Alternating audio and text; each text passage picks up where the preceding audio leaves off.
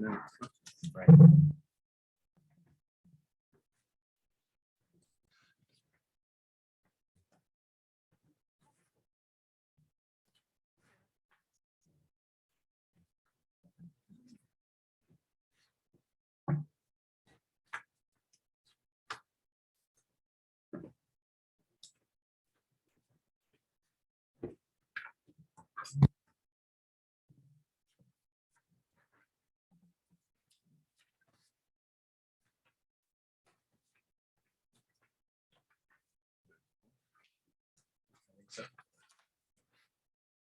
Linda, the system's running?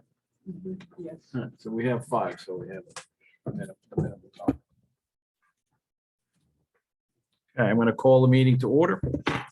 This is a regular meeting of the Allendale Land Use Board, at which formal action will be taken on the items listed on the agenda and upon any other matters which may properly come before the Land Use Board. The requirements of the Open Public Meetings Act have been satisfied through posting on the public bulletin board in the municipal building and the borough website, and by publication in the record on January 31st, 2022, with copies being sent to the Ridgewood News. Certain items will be open to the public for comment or testimony, and the board will advise the public when such matters are open for their comment or testimony. Please join me in the pledge to the flag behind me. I pledge Allegiance to the flag of the United States of America and to the republic for which it stands, one nation, under God, indivisible, with liberty and justice for all.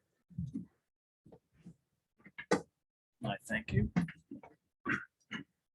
Okay. Have a roll call for attendance. Board Member Burgess, Here. Secretary Delavatio, and Board Member Kistner are absent. Councilwoman Lovasolo, Here. Board Member Yakarino, Here. Vice Chairman Sirico, Here. Mayor Bernstein is absent, Chairman Quinn, Here. Alternate Forbes is absent, Alternate Petrino. Here. Okay, next matter is the approval of minutes from September 21st, 2022. They've been dispersed. Anybody have any comments? Other changes to the minutes? If not, I'll take a motion to accept. So move Sirico. We have a second on the motion? Second, Yakarino. Okay. Let's do a roll call, just to see who's here or who's voting on them. I'm not sure. Councilwoman Lovasolo, Yes. Board Member Yakarino, Yes. Vice Chairman Sirico. Yes. Chairman Quinn, Yes. Alternate Petrino. Yes. Thanks, Linda. Okay, resolutions from actions taken at the last Land Use Board. Application Land Use Board 2022-19. Applicant Peter and Catherine Miros, 18 Gloria Drive. There was some variance requests on addition and rear deck. Chris, would you like to? Yes, this was approved at the last meeting. I memorialized it in a resolution that is in front of you. Mr. and Mrs. Miros were seeking to do an addition to their home in the AAA zone. It was a pre-existing non-conforming site, and they proposed an addition that required some variance relief from their bulk standards. We heard testimony from them and their architect and input from our engineer, and the board approved it based upon hardship variance. The resolution as presented incorporates the testimony as well as the conditions, which really generally are to comply with Mr. Breland's review letter. And therefore it's ready to be voted upon tonight. Thanks, Chris. Anybody like to make a motion to approve? Sirico. Thank you, Mike. Anybody like to second the motion? Second, Yakarino. Thanks, Tyler. Any discussion? If not, we'll move to a vote. Councilwoman Lovasolo, Yes. Board Member Yakarino, Yes. Vice Chairman Sirico, Yes. Chairman Quinn, Yes. Alternate Petrino. Yes.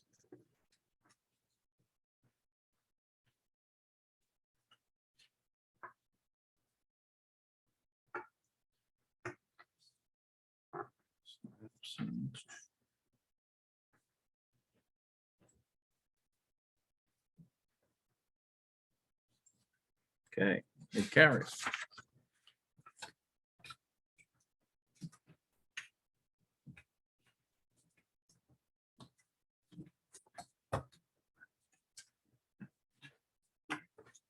Yeah, I think that's what the same.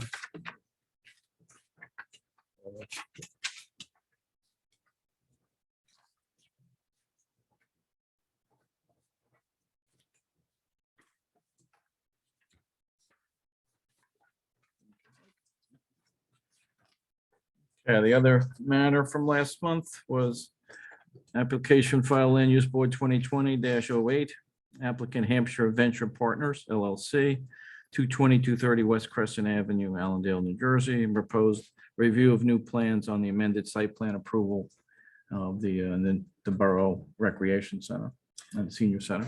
Yes, Mr. Chairman, this was Hampshire Venture Partners presenting Mr. Del Vecchio presented testimony from the architect, the engineer, with regard to the change of use of the municipal portion of this redevelopment over at 220-230 West Crescent. Change of use basically is to convert what was originally planned to be municipal office space into municipal senior center / community center space. Also to allow for staging of the project, and the testimony was taken. The board voted to approve the amended site plan and minor subdivision, and the resolution is memorializing the approval.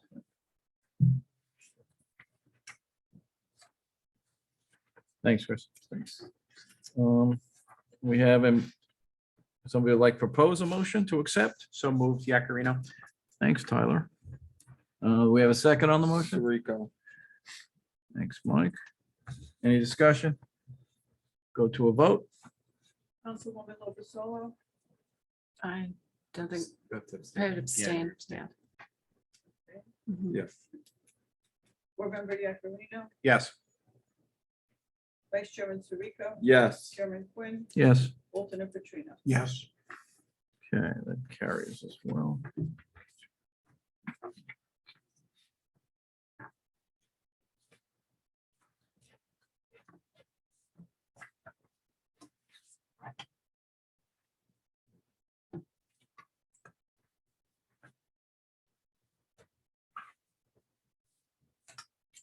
Next page.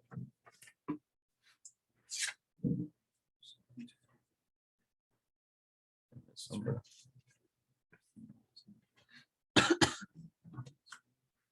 Okay. Yep.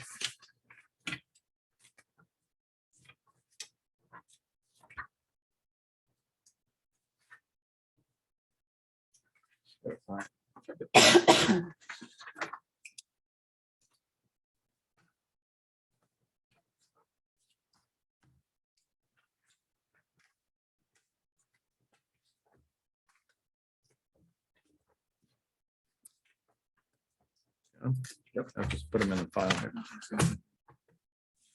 Yeah, she'll pick it up later.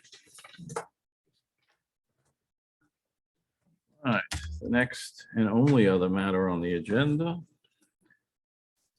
is an application file land use board 2022-20, World Class Wireless LLC, 240-260 West Crescent Ave, Allendale, New Jersey. Block 1005, lot 1 and 2, conditional use, site plan and variance approval to install a wireless communications facility on the property.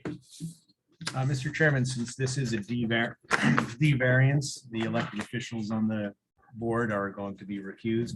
Mayor Bernstein is not here. Councilman Lovasolo is going to step down now and take her seat. Leaving us with 5. Leaving you with 5. I'm just going to advise you that you have 5, and that's all we have. All right. This evening. What would be the likelihood that if we proceed and end at the end of the night and come back next month, we may have 6 or 7? Is that if we have the transcripts prepared and have the other board members read? Certainly, we'd prefer to have a full complement Obviously. to vote Yep. on a. Well, we are down 1 member. I know that, but we do have 2 other members who are present and available. So they would, I mean, I can't predict what will happen in a month, but they're regular members. We usually have pretty good attendance. Tonight was just an exceptional night. Okay. Yeah, one member has a business trip out of town, and Ron Kistner has something at Teterboro Airport. He's on a board there. So he's there tonight. So those, and they're regulars. I mean. All they right, show up, and so that's it's- good to know. Now, some boards just can never get a full quorum together, and No, I wasn't sure if that was the case. here or we're not. usually a pretty packed house here. Pretty good All right, attendance record here. That's great. That's great. And I will just say that we don't like to start testimony after 10:30, new testimony, and we'd like to conclude by 11. So just the sort of the basic ground rules. Okay, great. Just before we start, then you Mr. got Chairman, I notices. have reviewed the notices. I have reviewed the affidavit of publication was published in the record on October 7th. The proper notice was given on that front. And also the affidavit of mailing signed by Jennifer Gutierrez of Mr. Mises' firm, that the mailings were sent on October 6th. I've reviewed the actual mailings and the 200-foot list, and they do correspond. So after my review, I can report that the applicant has jurisdiction to proceed. And you Thank can you, Mr. proceed. Bonner. Okay. Good evening, Mr. Chairman, members of the board. My name is Greg Neese. I'm the attorney for World Class Wireless. We have an application before you this evening for a conditional use site plan approval together with some conditional use variances. The application involves a new communications tower. And what we're proposing to do tonight is to explain why we need the tower, why we can't do the obvious, which is go across the railroad tracks onto the existing crown tower that is on municipal property, why we're seeking a height variance, and why we can't keep the tower height at 150 feet under your ordinance. And also to look at some of the alternatives we looked at before we decided to file this application for this particular piece of property. World Class Wireless is a provider of low latency communications for the financial industry. And the proposal is for the property of the Borst Landscaping at 240 West Crescent Avenue. I'm sure you all know the property is adjacent to the railroad track located in the D1 industrial zone. And yes, right across the railroad track is an existing 176-foot, more or less, tall tower on municipal property that is owned by Crown Castle. What we have found in our analysis is that the Crown Tower is not structurally capable of allowing for the co-location of the world-class wireless antennas. In further analysis to see whether or not that tower could be beefed up, could be enhanced in any way, we found that that still would not meet our technical requirements. So as a result, a new tower is required. There were inquiries to the borough to attempt to utilize borough property, either at the Crown site, maybe a second tower there. There's also other property owned by the borough in the vicinity that would work, including a water type property and a former warehouse property. But those inquiries were not successful. As indicated, this is a conditional use variance application, meaning that towers are permitted on the property, subject to certain conditions. And we are seeking variances relative to those conditions, specifically for the height, 180 feet rather than 150 feet. Separation to the nearest monopole of 172 feet rather than 1,500 feet. The tower side yard setback of 23 feet rather than 180 feet.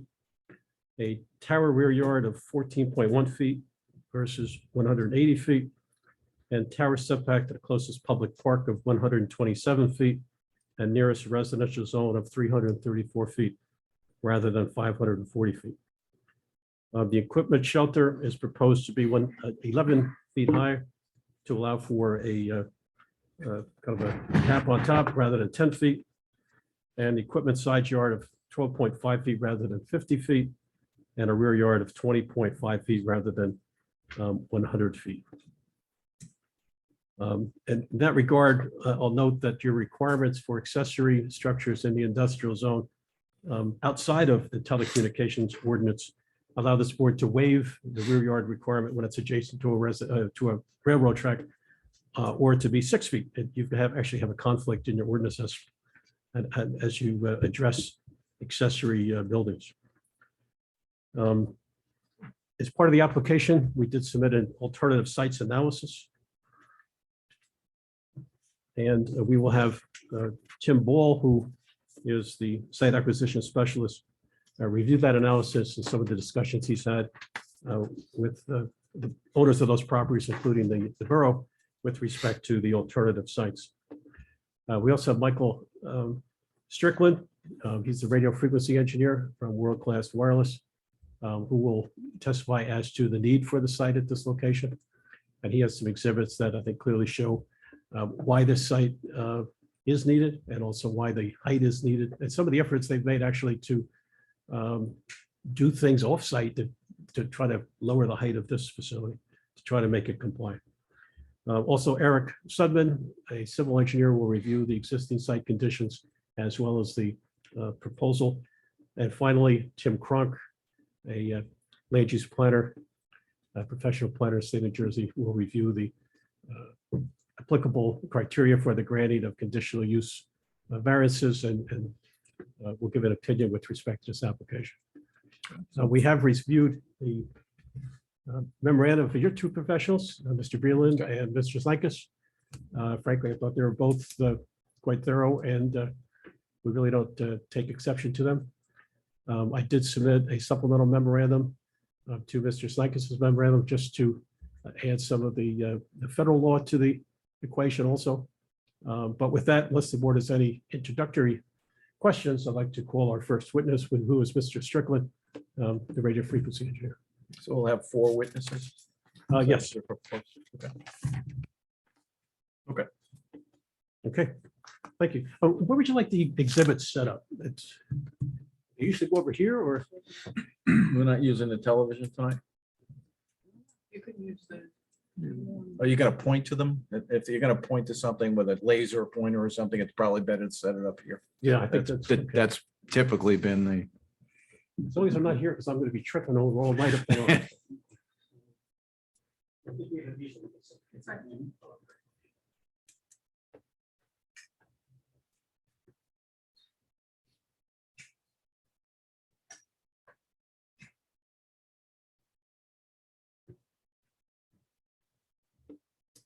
Mr. Strickland, before we get started, you're going to have to raise your right hand and state your name, spell your name, and be prepared to be sworn in by the board attorney.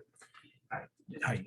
Raise your right hand. Do you swear or affirm to tell the truth, the whole truth, and nothing but the truth through the course of this application testimony? I do. All right. Name and address for the record. My name is Michael Strickland, Michael. Strickland, Strickland. And I reside down in Texas. My address is 1135 Little Bear Road in Buda, Texas, BUDA. Very good. Thank you. Does Mr. Strickland need to use the microphone, or does the Closer recording- proximity to the microphone helps the system. maybe it's better if you stand there and I'll stand over here. Is that Okay. better? Yeah. Okay. Mr. Strickland, if you would start by giving your background and experience in the field of radio frequency engineering, and also state what your position is with World Class Wireless. Sure. So I've been with World Class Wireless, which is a wholly owned subsidiary of Jump Trading. They're based in Chicago. I've worked for them for 3 years. Before that, I was a consultant that they used on a number of projects. Prior to that, I was at a company called Spread Networks. Some of you may have heard of the Flash Boys. That book was essentially, the first chapter of that book was about Spread Networks and our build of fiber communications between Chicago and New Jersey for the purposes of high frequency trading. Before that, I was with various telco companies, number of level 3 communications, which is now Lumen. And going back into the 90s, I was with an equipment manufacturer by the name of Alcatel. which was manufactured all manner of electronics for the telecom industry, WDM equipment, sonnet equipment, and radio equipment. Was your position as a radio frequency engineer with these various companies? My classical job has always been fiber engineering. Until I joined Spread Networks, I had not really worked on RF. I have an electrical engineering degree by my university degree, but I only started working in the RF industry in 2012, so about 10 years ago. And in the last 10 years, your main occupation has been dealing with radio frequency needs and radio frequency issues with respect to various telecommunications companies. It has, and 90% of it right here in Jersey. And if you appeared before other zoning boards or planning boards in New Jersey? I have not testified. I have been to several zoning board meetings, but this is my first testimony. Well, Mr. Chairman, I'd like to offer Mr. Strickland as an expert in the field of radio frequency engineering. We'll accept. Thank you. And Mr. Strickland, World Class Wireless is seeking approval for a new tower facility, as you know. And could you start by give a little background on World Class Wireless as to who they are, why they need a antenna facility to begin with, and then we want to discuss why they need it at this location. Sure. So we have a number of different networks here in the New Jersey area. Those networks range from classical fiber networks all the way through leased facilities that we lease from service providers. And then there are a number of very specific networks that we build ourselves so that we can either do something unique that our firm desires us to do, or that gives us a competitive advantage to others in the industry. In this particular case, the wireless network that we're building is part of a greater network that connects the three main financial trading centers here in New Jersey, in Mahwah, in Secaucus, and in Carteret. This particular pole will be utilized on the path from Mahwah to Secaucus. We have, as I said, we have both purchased bandwidth from service providers, and we've sought to build our own networks where we think that we can do something unique. In this case, this is a new line that would satisfy our bandwidth needs between Secaucus and Mahwah, which would allow us to transmit more bandwidth than we can lease from service providers, and allow us to communicate between those two data centers more effectively, which gives us more opportunity to trade in the markets. And with respect to this business, do you possess a FCC license to conduct this business? We do. We have a number of licenses. In this particular case, the relevant license is for millimeter wave transmission. Our license number is WRQK495. Mr. Strickland, is this a copy of that license? It is. This is on record with the FCC. Mark this A1. Very good.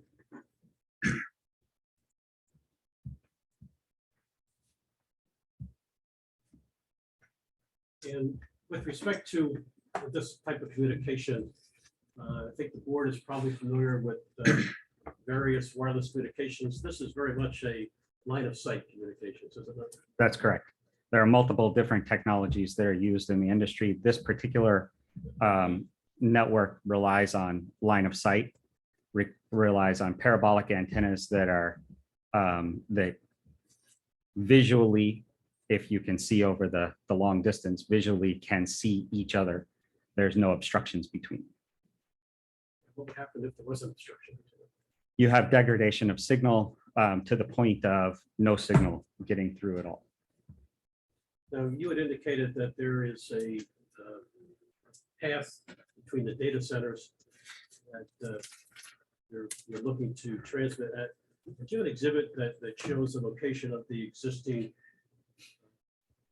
data centers and the facility that you would like to have here? I do.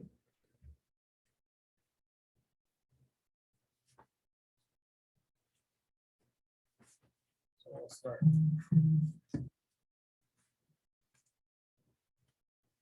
This one. And we have some. Each one, We have some smaller copies if you guys would like it. You have a hard time seeing all the way up here. Is that part of the application or is that additional exhibit? these are additional. Okay. So let's mark that A2 then. Yes.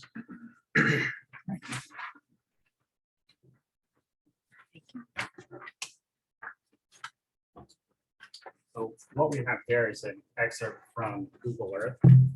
This shows the Thank you. lines from Mawa to Secaucus.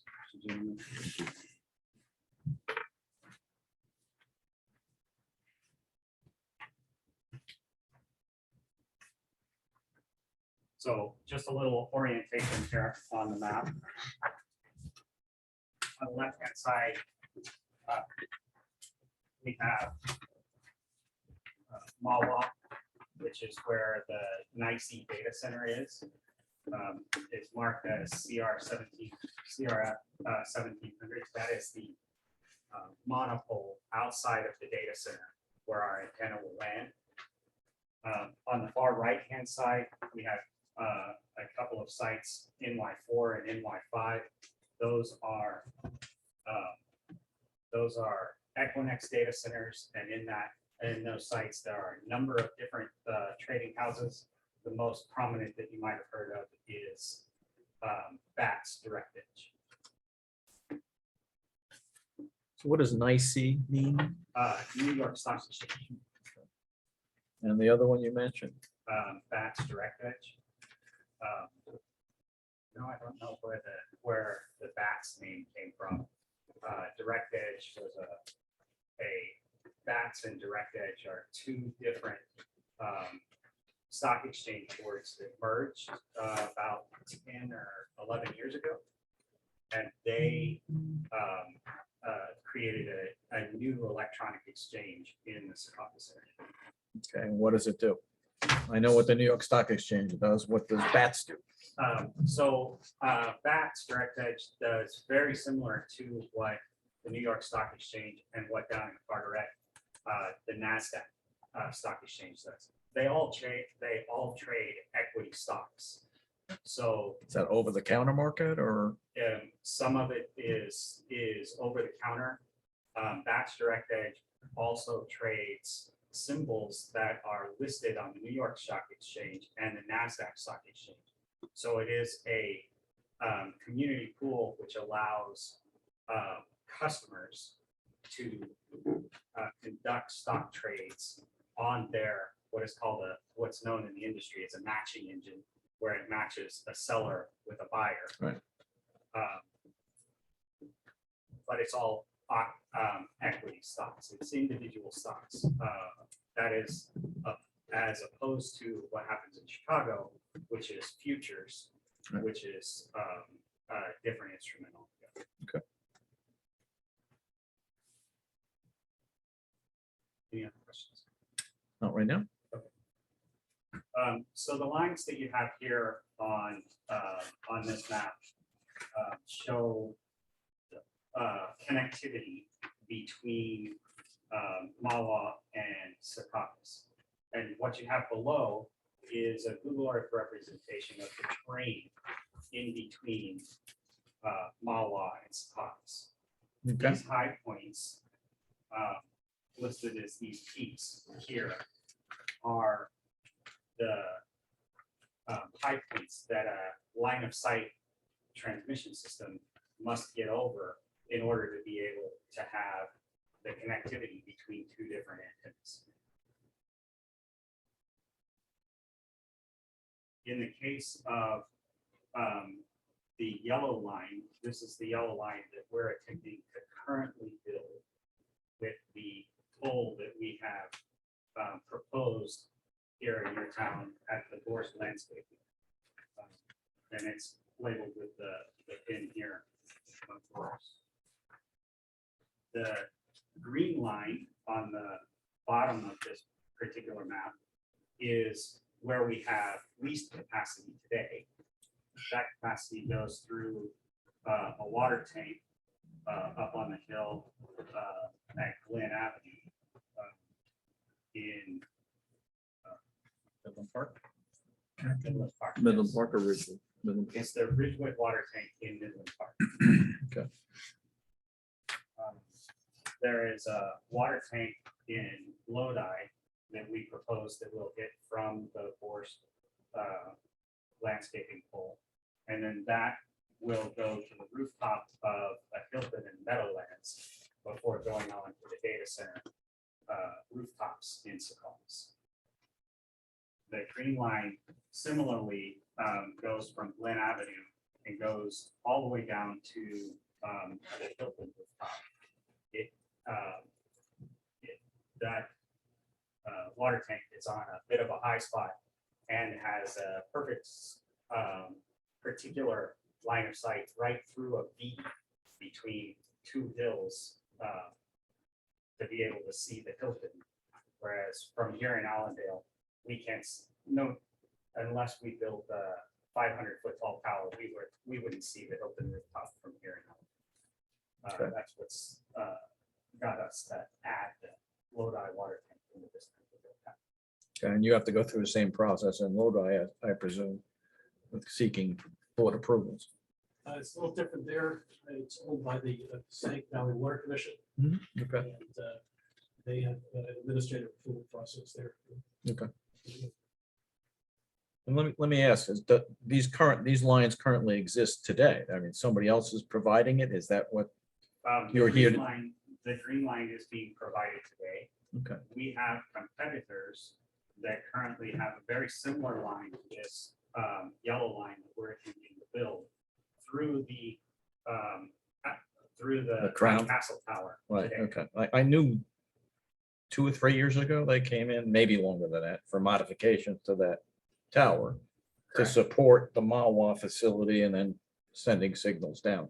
Yes, one of our service providers, McKay Brothers, built on top of that. Yeah, And they have. I remember that name. High point on that pole currently. Okay. When we were working with Crown Castle to extend that monopole above where where McKay is currently at the top of the pole, Right. we worked with them in order to find a way to extend that pole to put our antennas above the McKay antennas to see if we could make that work. And you'll get into why that didn't happen or whatever. And those spherical? Yeah, They're round? Okay, I'm recalling it as they came before us. Some members may recall that as well. Yeah, the line of sight antennas are generally round. They range in size from 1 foot. In the millimeter wave world, they range from 1 foot to 3 foot. In the Okay. microwave world, you'll see them out in the countryside as big as 10 and 12 feet Okay. on big towers out in the countryside. That's for a different set of frequencies than what we're proposing to use here. But the same concept applies. You need to have line of Line sight of sight. between these big round dishes. That's opposed to the cellular world where they're the panel antennas, the Right. large vertical antennas that are free from multi. Okay, understood. Thank you. I got a question. You've mentioned Mawa. Does your proposed tower have anything to do with the tower that was recently, I guess, in the paper in September over at the firehouse? It does not. It's, so this is independent, that is, I guess I'm assuming cellular. There's an existing tower in Mawa that you're referring to that will be for this exchange program. This pole here, the CR 1700 pole, it is just outside of the nice property. Gotcha. It sits on Highway 17, right in the That's- space between the highway. The highway, and that's the tower that's there between, as you Gotcha. get on 17. Okay. Okay. Just, that's good to help us get. And how tall is perspective as that to what tower? we're doing. That tower is 180. Mr. Strickland, you've indicated that there's great issues. You have an exhibit to show why the tower would have to be 80 feet to overcome those issues here. Yeah. So, Let's want this as well. I have small copies of this one as well. Oh, good. That's what to see. The this is the critical shot that goes from Allendale south to the Lodi water tank. Mr. Strickland, we're going to work that A3. Just review what that exhibit states. Is there a title on it? Or? This is it's titled Basic Path.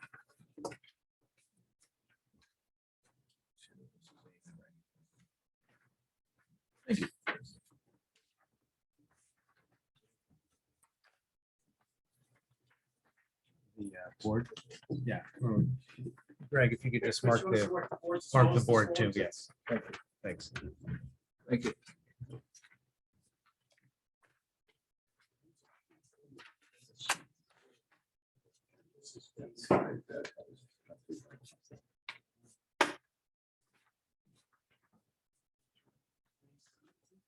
Yes. I hope so. Can I interrupt you for 1 second Sure. before we go to the next exhibit? So exhibit A2 along the bottom, the profile that's provided, Yes, that is elevation along the path, or correct. so the elevation at the Meadowlands is higher than the elevation in Allendale? Or is it No, profile is represented? that? Is the profile the opposite? the profile is the opposite. Yeah, That's what I thought. I mean, Yeah. I was trying to- Meadowlands is pretty Because I low. was like, wow, Yeah. this is, yeah. I Like swampland. apologize, That's okay. That is a misprint. That I got flipped. Good pickup, Mike. Because what I was trying to figure out was on A2, Yes. where is this? So that is down in. Is that the Hilton or is that um, Lodi? The Hilton No, is actually that's south way up of here. that. Okay. All right. I guess it might, Yes, I guess if we could, to maybe just clarify for everybody. This would correspond to the lines, right? These heights. It should, but it's reversed. It's reversed. Okay. Oh, I see it. Oh, Yeah. now I So got you. like Got you. here- The whole thing is flipped the other way. Exactly. Gotcha. Okay. Okay. So- Yep. I'm sorry. Yep. Sorry. But that's, see, I was just trying to figure out where, Yeah, because I'm doing this all in my mind's eye. while Right, we're just talking. turn it around. and look at it Yeah. That way. yeah. Yep. So, Yep. You're right. But again, so doing that, I'm just curious as to where that high area is. Go back to this point. Council, you marked that A2, by the way? Yeah. Okay, thank you. So. To be a, I'm not on this, but- So let's say to your right hand, to the right is Mawa, is where we are, No, that's or actually, Mawa. this is that's the low-lying area in Secaucus, right? CR Yeah. 1700 over on this side. In, Oh, it is. on this, I'm mixed up there. up in this Yeah, high it's area. opposite. I think we all are. Great. In this high area here, Yeah, this is here in the town of Allendale. So okay, the pole is actually here on High Point. This High Point is in a residential neighborhood down the street from the Lynn Water Tank, okay. So this is Midland Park. Midland Park. Ridgewood, yep. Ridgewood, yep. Um, this high point is north of the Meadowlands and north of the Hilton. The Hilton actually sits behind this and is to the roof of the Hilton is about 240 feet. And we're talking, just again for clarity, we're talking about the Meadowlands Hilton Correct. near MetLife Stadium. Correct. Got it. Okay, I know that there used to be a Hilton up in Hasbrook Heights or somewhere like that, so. I don't know if it's still Hilton. If you drive that direction, by the there's hospital. also a building right next to it Peterborough. that And says MWW, MWW. MWW, yes, Those are side by side. okay. Because now that makes, and now understanding that this is reverse, it helps all of us that are familiar with the area. No disrespect for you being in Texas, but No, we all know this area. Can we get that corrected at Yeah. some point? sure, yes, sir. Okay. We'd be happy to send you a corrected file. Michael, hey, you guys good now?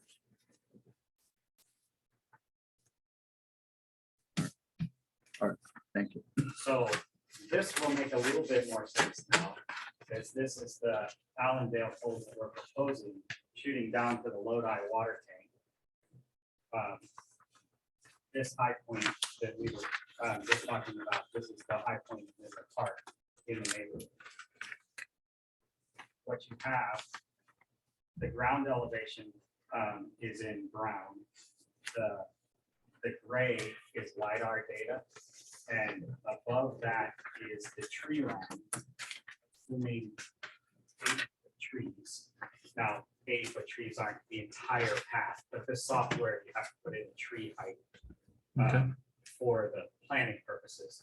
We use the tree height that we measured in the Midland Park neighborhood as the maximum tree height for 8.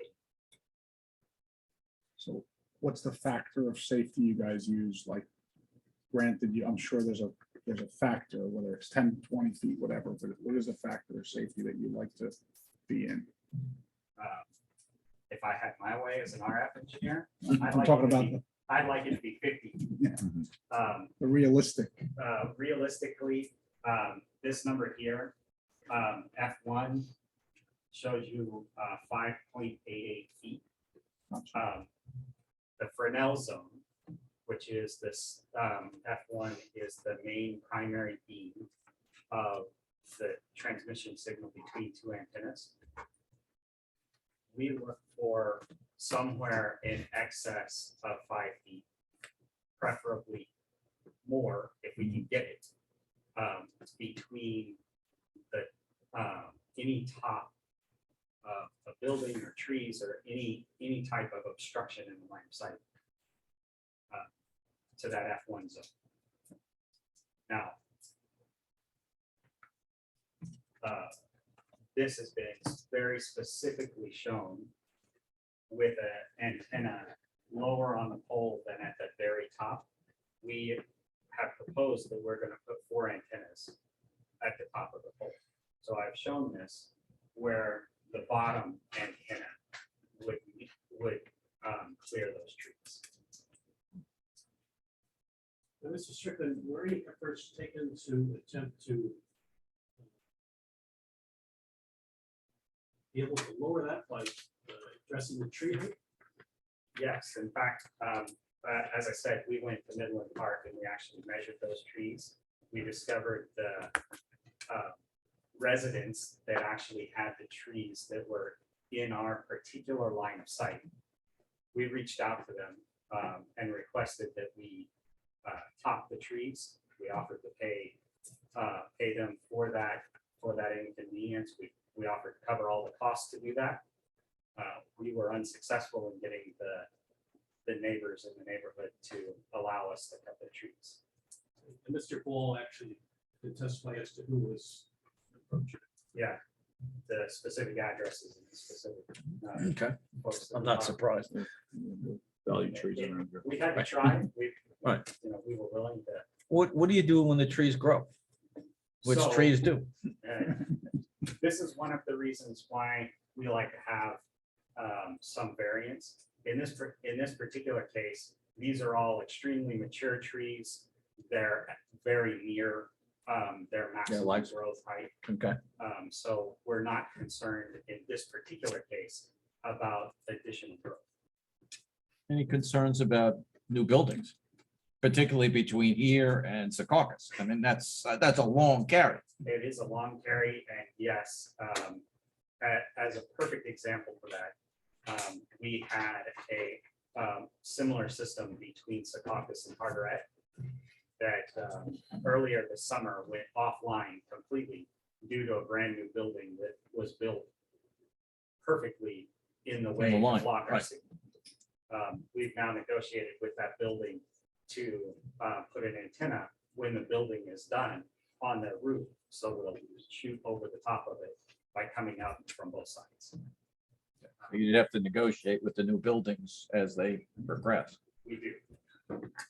So with that, there's nothing that you can specifically do on the existing tower, water tower, so that the antenna you're proposing reciprocates or communicates with any modifications you would make on the water tower, right? There's nothing, Yeah. I'm just thinking about how you can get to that tower and possibly lower. Lower Proposed the tower. tower here. Right. So if the obstruction were closer to the far end, we could play with the height of the water tower. In this case, because it's very close overall from the whole span distance to the Allendale end, where we have the most effect of changing the height of the antennas is here in the Allendale tower. If we change, for instance, we could change the, say, Lodi allowed us to build 20 foot off the top of their water tank. And they were fine with that. The relative difference to the Allendale pole would be a couple of.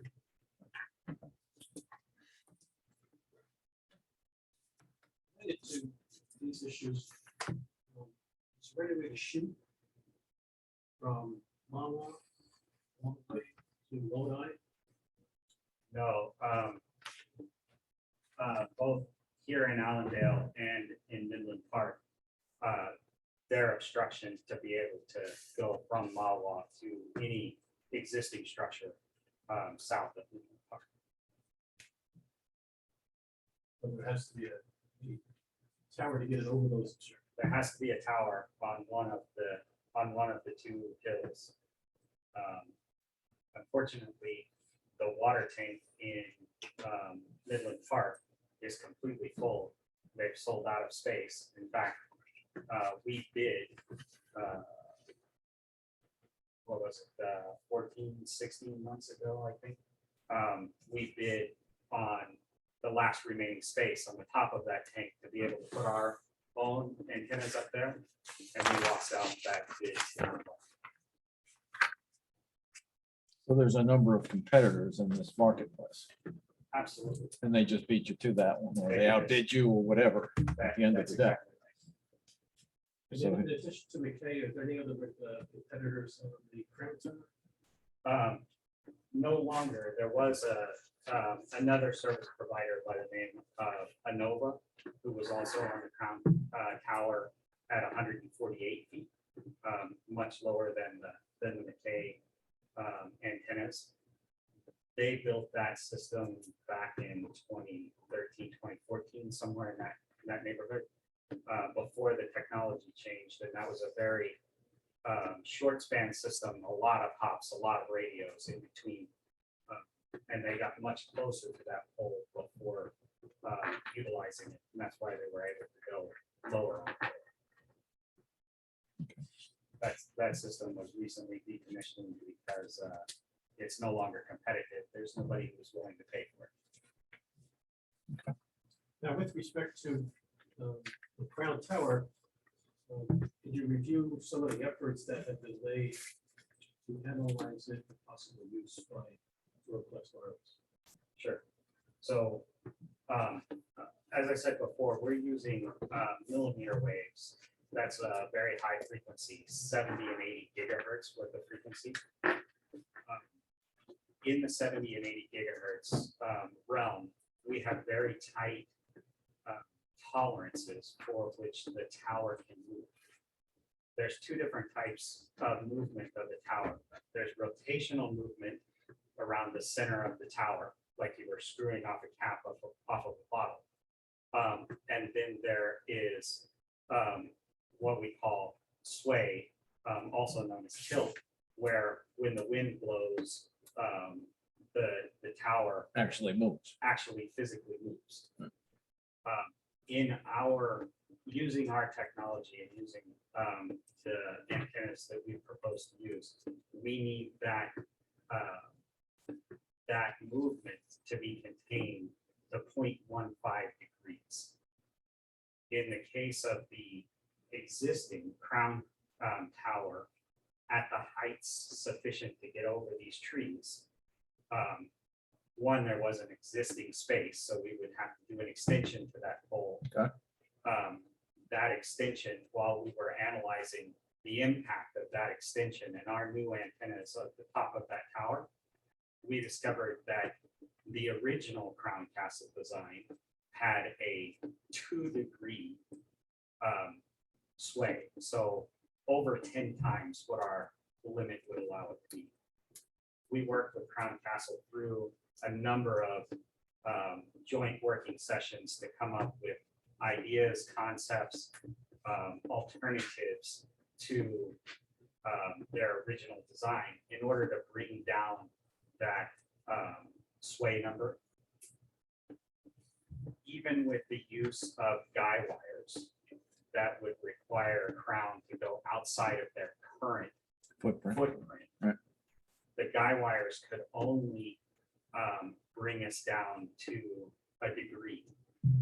Beyond the guy wires, there were additional steps that we could do mechanically on the physical tower itself, and we could reduce the sway down to 0.75. But that's the best that Crown could ever come up with that was engineeringly sound for the existing structure, which has already been extended a couple of times. Right. And we were proposing to extend it again. But yet you said there was a competitor who's using similar equipment. Lower down. Okay, so what's the swing factor and whatnot there? They must have a lower tolerance. Below the original height of the tower, below the 150 feet, the tolerance was much tighter. That the actual tower moves less Okay. below the point of the extensions. Okay. So that was one thing. The other, So it's a more rigid It's tower more at rigid that point. point. Okay. The other, as I stated before, that being built so long ago, ANOVA didn't completely understand the impact of the twist and sway on the tower at that point in time. They used 2-foot antennas, and one of the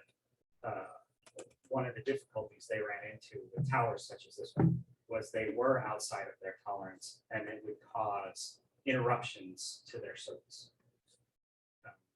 We actually had service with ANOVA through that tower at one point, and we would see that interruption. And it took us a good while to understand what the cause was. Okay. Good old wind. Grabbing all of those cell antennas at the top of the tower and just pushing.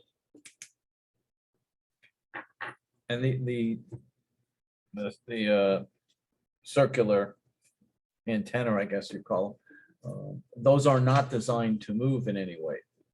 That is correct. They're fixed. They're fixed. They are rigidly attached to steel that then is in turn attached to the physical tower itself. Okay, so it's the sway of the tower itself It is the tower that itself. causes the issue. Yes. Mr. Strickland, is this a copy of the structural analysis that was performed for Crown on your behalf to see whether or not the tower could be?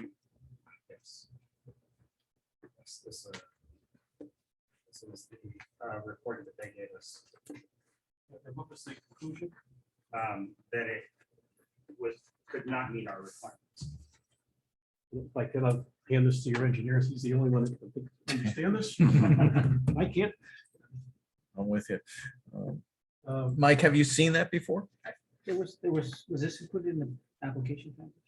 I don't believe so. I've seen a bunch of different Thought it ones was. associated with the Crown Okay. Tower for various different applications. I don't know if I've seen this one yet or not, but I guess we can mark it in as an exhibit. Market. And- A4. Okay. If anyone wants another copy, I'm happy to. Excuse me, what's A4? What is A4 it is a titled? It's called Structural Analysis Report dated February 12. Maybe give Linda one, the board 2021. secretary one for the file. Okay. And Mike, do you have the expertise to review that, or do you have someone at the firm or your firm? Well, I'll let you know once I start. You said the tolerance was 0.15 degrees? Is that- Okay. But most of these are done under the guise that we sign and seal the professional engineer. Most of them are done through some kind of computer software. That is Yeah, correct. there's- Where they There's a analyze- CAD programs They or whatnot. analyze this. Yeah. this thing. Okay. Yeah, it's Crown Castle and all the other tower companies have software that does the analysis, takes into the wind loading, ice loading, Right. environmental factors. Okay.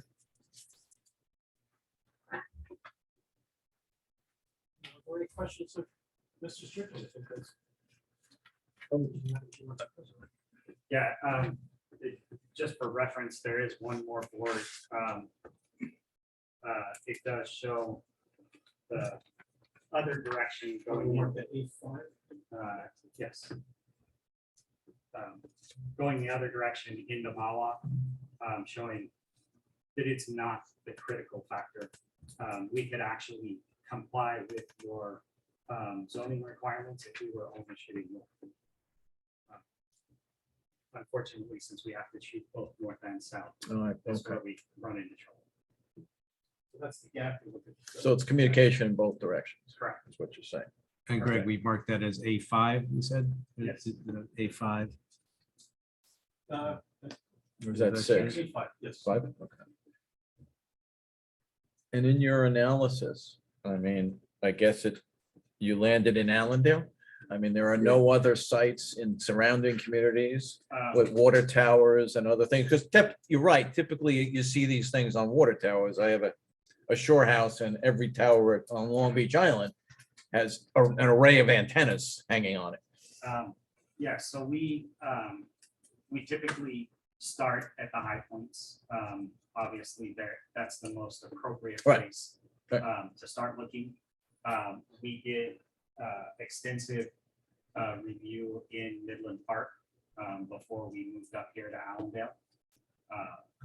The water tank in Midland Park for Ridgewood was the ideal location, and unfortunately, when we lost that, our additional attempts to work with Midland Park to build a pole either near the water tank or on municipal property that they own. We proposed, as an example, they had a firehouse up on the hill near the water tank. They proposed building a pole in their firehouse property. Unfortunately, their zoning board was not receptive to Right. So here you are asking us to be receptive that. Here we are. with multiple variances. 9, I count. Just throwing that out there. It's, Understood. it is. And, you know, the existing poll, we would have very much liked to have been on it. It would have been Right. better for Crown, would have been better for us, it would have been better for you guys. Unfortunately, it just didn't work for engineering reasons. Okay, and building a new pole is out of the question with a sturdier pole, I guess it may be a better way of saying it. We did pursue that option with Crown. They have a number of difficulties with their existing tenants. We could work through those difficulties in time. Doing what is known in the industry as a drop and swap. We would literally take down the existing pole and put up a bigger and more sturdy pole. In the case of working through that potential solution, it became exceedingly economically unviable to do. Because you can't do it in one day, I suppose. It's not No, just you have a drop in, your post a new pole. multiple days, if not weeks of downtime for the carriers. Okay. People would have their cell phone coverage disrupted by that outage. Not to mention McKay in our industry, all of their customers would be disrupted and looking for compensation for their disruption.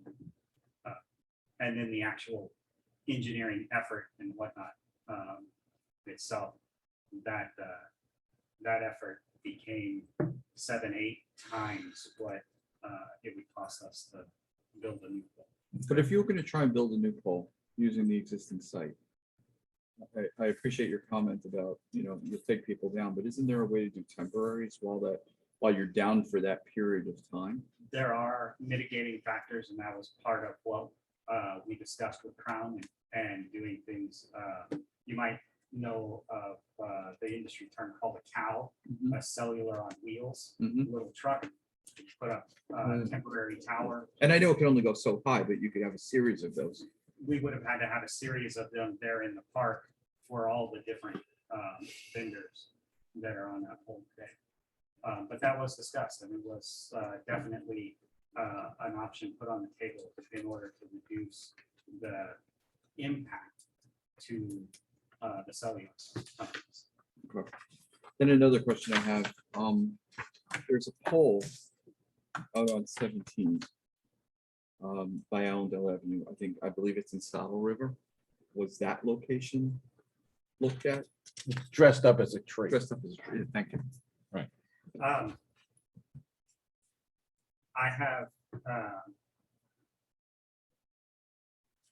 so I don't recall that particular tree off the top of my head. However, I can tell you that I have done extensive view of every tall structure anywhere near these hilltops. And there wasn't an existing structure that was tall enough to meet the needs other than the existing tower right now where we're proposing to do this. Because I raised that because it's, right along that 17 corridor. Again, it's another town's property, so this is a theoretical discussion. Sure. Okay? Right. But it's right on 17. It's in the line. And I know that as you come up that one crest, you can I can see New York City from this particular area. So, So the Mawa pole can't look to Secaucus, is that what you're saying? That's correct. That's Secaucus being so low as it is, and those data centers are only 40 feet tall. You can't see the rooftops down. And there are, Can they put an antenna on them? we have, interestingly enough, we have spent years discussing with the X1X facility about building a tower on their properties in Secaucus to alleviate some of these other problems Right. outside. To date, we've been unsuccessful in coming to a deal that would work. There's a number of radio towers down in that area. There are. The radio stations, so they have very tall towers. Exactly. In general, an AM station, which most of those very tall towers are, that tower is actually has live electricity running up the tower all the time. That creates a challenge for communication systems using cellular technology or our point-to-point technology. We would have to find a way, which there are mitigating factors to allow for, to mount our antennas on their live tower and keep it isolated.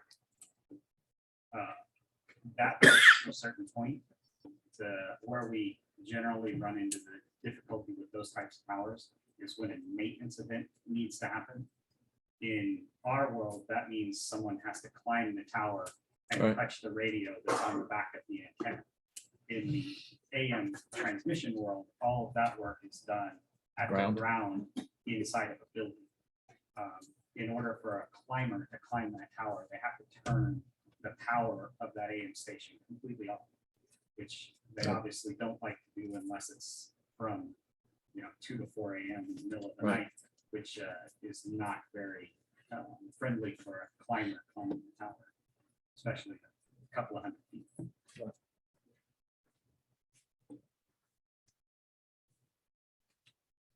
Because I know when you ride down 17 and say in Ramsey, you're at a high point. You can see New York City quite clearly.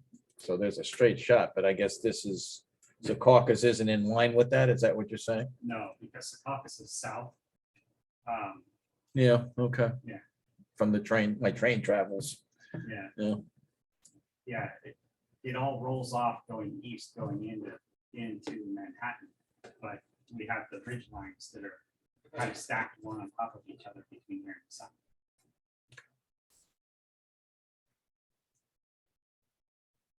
You've also inquired about the second tower on the Crown property, on the municipal property next to the Crown site. It's a possibility too. That's right. We talked to Crown about the possibility of not doing a drop and swap, but just Build it, building a second one. which is kind of what you're doing, your proposed does now, just on the other side of the railroad track. I Correct, mean, essentially, it's in touching distance. correct. In their property lines and what is in their fenced-in compound. Their safety rules, they were not able to design 2 poles to fit within that compound. And there, I guess we'll hear more testimony, but there's some commentary here about your unsuccessful attempts to talk to the borough officials. I'd like, at some point, I'd like to hear more about that, and I'd like to see evidence of that. Sure. And we're happy to talk to them still.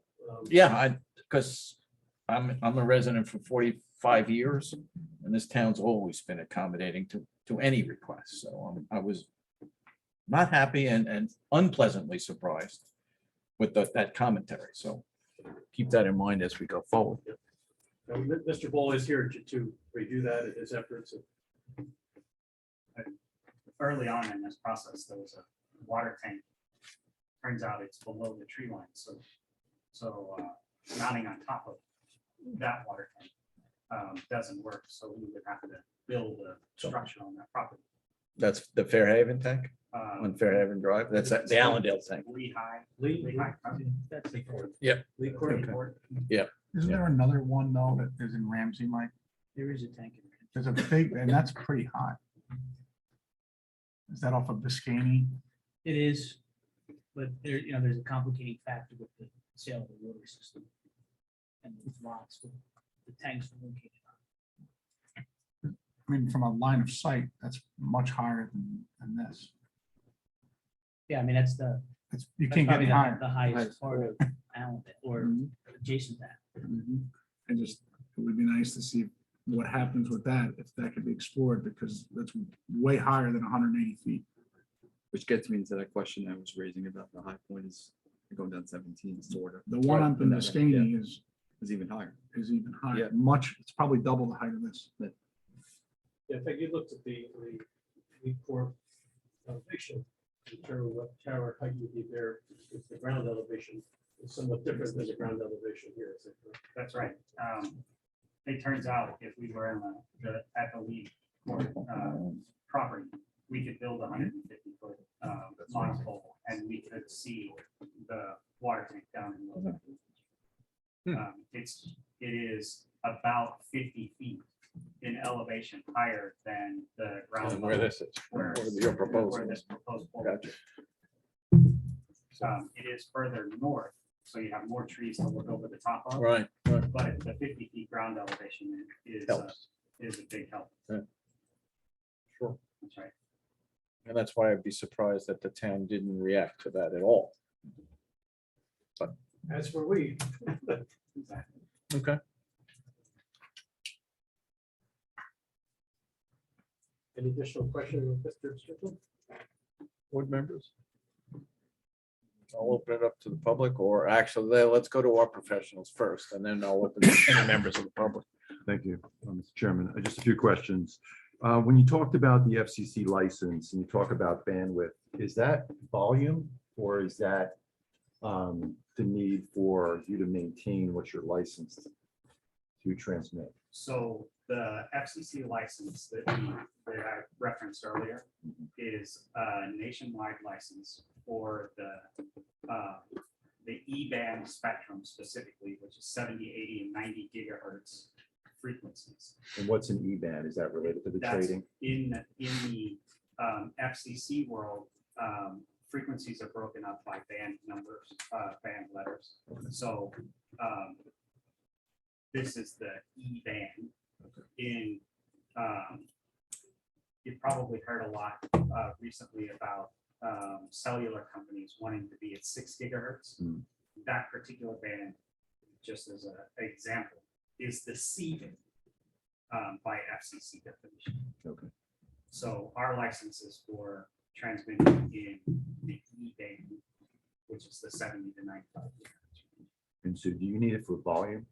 So that in this particular frequency range, there are different channel rules for how wide of a particular radio channel you can build in these frequencies. Generally speaking, what is built in these frequencies, each channel is a gigahertz wide, which transmits a full gigabit worth of bandwidth data, just like your home cable modem measures a gigabit Ethernet. Down in the C-band, only 30, 40, or 50 megahertz, depending on where you are, is what the channel width is allowed. At those frequencies and that channel width, the bandwidth is constrained to 100 megabits, as an example, on certain channels. So we get an advantage up in the 70, 80 gigahertz range by having wider channels in which to put more data across a single antenna point-to-point system. Thank you for explaining that. I think I barely understood it, so I appreciate that. Thank you. When you talk about line of sight, it has to be because of that type of technology, that line of sight? Okay, and that's why it's so concentrated and It's very concentrated. I just want to confirm Glen Avenue on this one exhibit A2 is in fact Midland Park, right? Yes. That point? Okay, thank you. Yeah, it's owned by Richmond Water Company, but it's actually in Midland Park. On Glen Avenue. Okay, thank you. You had mentioned you're going to propose 4 antennas on the pole and use the lowest antenna. Why 4 antennas? So we are building multiple channels. Each antenna can only handle so many channels. So because we're putting multiple carriers, multiple channels on this system, we need 2 antennas in each direction. Okay. Just want to make sure that was qualified. I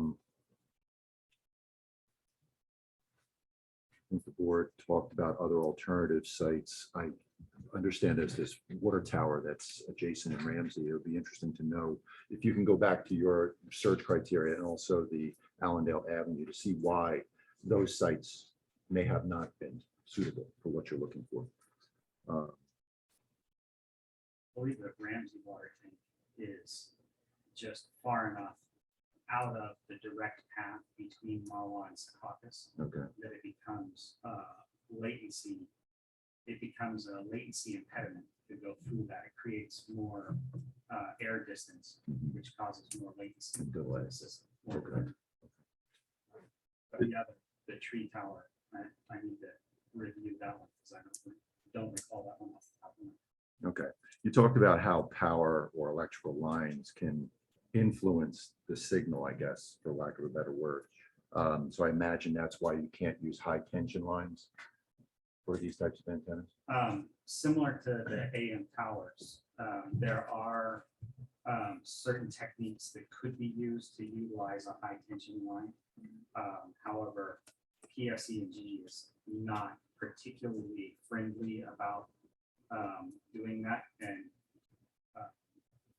similar to the AM towers, in order for a man to do maintenance on that equipment, they have to turn down the line. So when they turn down the line, they have move the electricity somewhere else, not cause outage. Right. Which is fully capable within their redundant system.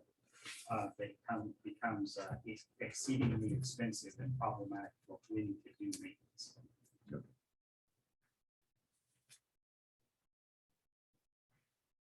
Is there any other options? I noted today as we looked at the plans that there's it seems to be on this actual board's property, a fiber optic cable. Is there any in your overall network? It has to be by line of sight through the air, or can it be through any other wiring or other type of data usage? Yeah, but this particular network, it's all through the air. It's It's all all- wireless. Okay. Other networks, which we do utilize fiber technologies as well. But they are generally slower, and we use them either for non-latency specific traffic backups and big data movement, or for particular backup solutions in the event that all wireless, everything in the air goes down during certain weather conditions. Hmm. Rain being the biggest impediment to these types of frequencies. So when they go down, we have to have a backup or an alternate. Fiber tends to be that backup in most cases, but it is much, much slower. Okay, so that's your redundancy factor. This is Right. the primary usage. Okay. And this is more of a, and I'm not sure if it's okay to answer this question or not, but this is more for security of that data going back and forth. Is that why this is used? This sort of line of sight technology between No, trading, or it's just volume and speed? it's just volume. and speed. Okay, thank you. No further questions. Thanks. Follow up to Ed's question. You're talking about 4 antennas. Is that a permanent 4 antennas, or is there possibility, if this were to be approved, that there'd be multiple antennas added on and added on and added on? So one of the philosophies we use anytime we build a new pole is to build it with enough structural capacity to continue to add antennas. It would be open for other companies to co-locate on the tower. It would also be open to cellular companies, of which I believe the Crown Castle Tower has pretty much all of them except one. Right. The one who's not over there could choose to be on this pole if they wanted to. So those would be additional antennas that would be below ours. All below the, Or, yeah, Or municipal antennas. or municipal antennas.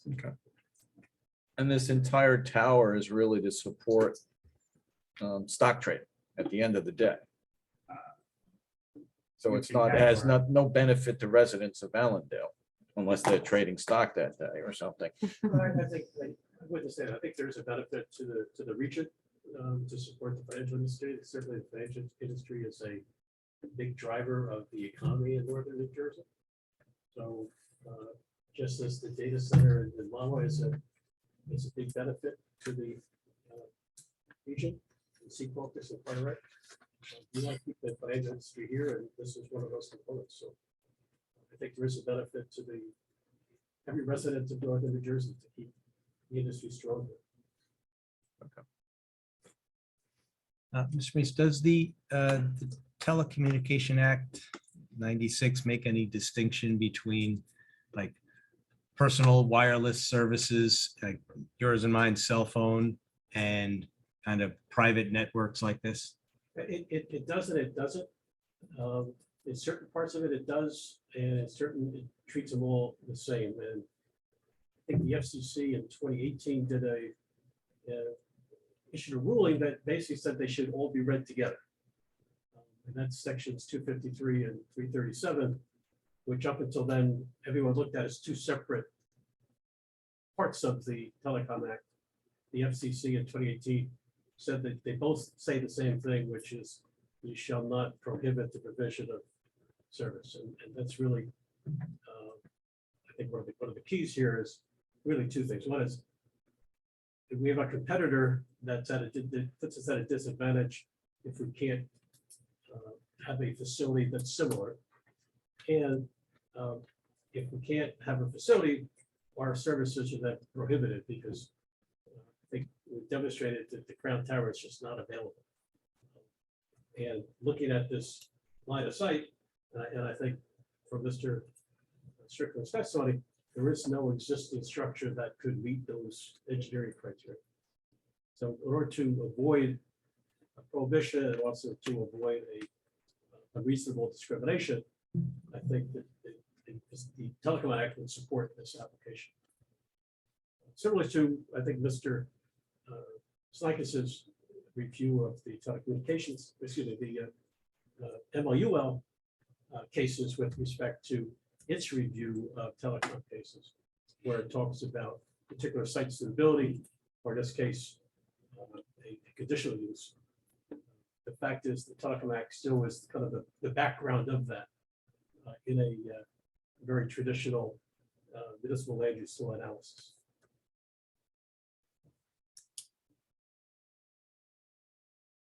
And that gets to some of your writings to Mr. Snikes, which you almost did a whole page on competition. So I was curious Yeah. as to what was driving the extensive commentary.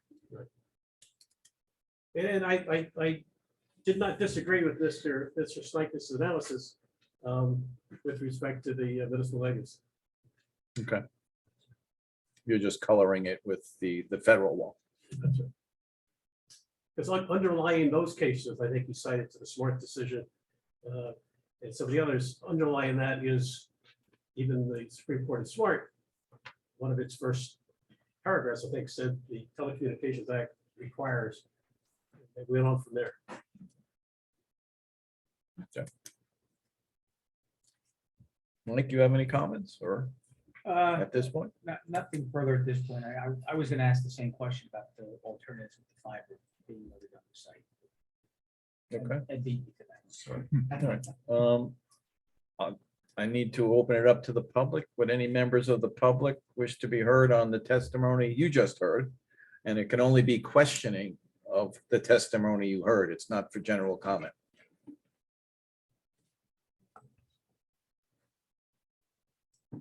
Ma'am, do you want to be heard or not? Yeah, I'm just concerned. You have to come up. There's a process. You have to come up, state your name Okay. and address for the record. And then you can ask Mr. Strickland or the attorney a question about what we just heard. So if you give us your name and address for the record. Marie Sullivan, 20 Crestwood Mews in Allendale. Okay. And I'm concerned with the second tower. First of all, I'm worried about the radiation emissions. Good question. It is a good question. I mean, we already get it for one tower, now we're gonna put another one right there. The frequencies that are in use, first of all, have been deemed to pose no harm to residents or personnel on the ground underneath these towers Okay, by who? by the government. Okay. But aren't there restrictions There are always restrictions with everything. as far as footage and everything? As far as footage and as far as how much power we can transmit. We're bound by the FCC as the governing factor to tell us how far away we have to be, and how much power we can have. Right, and I did read some of that online, and some of the perimeters are, I guess you say higher than the amounts that are listed that I have read, as far as the footage. As far as the distance away from, From, I guess, property or, so most of the, if I understand the question, most of the variances we're seeking are in relation to how close the pole is. In terms of the radiation emission from the antennas at the top of the pole, we're several orders of magnitude further away from any person who might be impacted by that transmission by being up at. So you can't, while walking on the ground down the street in front of the pole are not getting a radiation from that antenna in excess of the federal limits. And what about the properties that are close to these poles?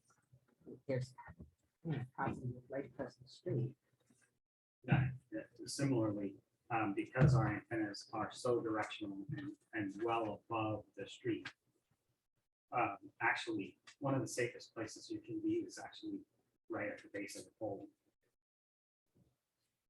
Okay. The And other why question, why is that? That's a good point. Explain why that is, and that would maybe help understand that. So the antennas, they take a signal and they send it out over the air. That signal being up at what we proposed at 170 feet, being the center line of our lowest antenna. That power starts at 170 feet directly above the pole. It does expand as it goes further away from the pole. But if you're standing right below the pole, the power is shooting over the top of your head and there's no radiation, no harmful radiation on the ground. Like, for example, if you were at 170 feet and 10 feet in front of the pole, we would suggest you move. It's one of the reasons why point-to-point systems have to be looked at very carefully when we put them on rooftops. Does the rooftop have general public access, for instance? If it does, we need to make certain that people who walk on the roof don't walk in front of the antennas. Our maintenance people are trained very specifically to always be behind the antenna when they're working on it, or have the entire system turned off if they need to be in front of it. yeah, two poles are going to devalue the properties also. It's a known fact. No one wants to live next to cell towers. So that's my objection Okay. to it also. That's fine. There will be at the end, when there's a, when the applicant is summarized, we will open up for general comment to the members of the public, just to let you know. That meant, probably won't happen tonight because we've got other witnesses, but we may extend to the next month, potentially. So at that point, when they sum up, we will then auto comment and we'll open to the public for general comment. All right, thank you. Thank you. Good questions. Thank you, Mr. Strickland. I think you took a very arcane subject and made it somewhat relatable. So I appreciate your comment. You're able to break it down so we could understand it better. So thank you, sir. Mr. Strickland, when you said E-band, E-B-A-N or E-band? E-band, the letter E and band, B-A-N-D. Okay, I got it right. Thank you. And just just a curious question. The data, is it encrypted? Is it going back and forth, or can somebody steal it and get ahead of it? That's always been I mean, I worked in Wall Street, so I know a little bit about that and the concerns that, some companies had Cray computers downtown, basically to do that, to steal signals and get ahead of them with program trading. And it's still going on today. It is still going on today. There are bad actors out there that try to pick off signals all the time. Right. In the sense that there are different types of data that go over these lines. The data, the packets of information are not what you would call encrypted from a data encryption like the DoD would use. for Right. instance. Okay. But it is encrypted from the point of view of you have to know what the source of it was, what our manipulation of the data that created the signal was, that then created the packet, in order to even have some inkling of what might be in the packet.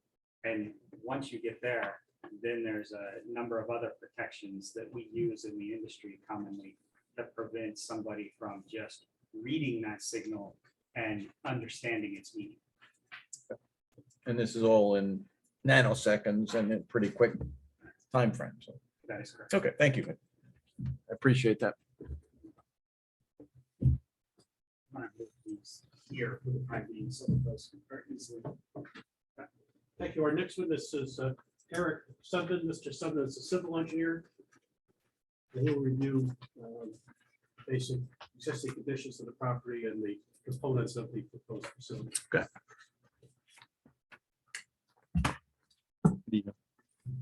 And Mr. Sudman, you'll have to raise your right hand, state your name, spell your name, and be prepared to be sworn in. Eric Sudman, ERIC SUDMAN. And Mr. Sudman, do you swear to or affirm to tell the truth, the whole truth, and nothing but the truth through the course of your testimony in this application? I do. Thank you.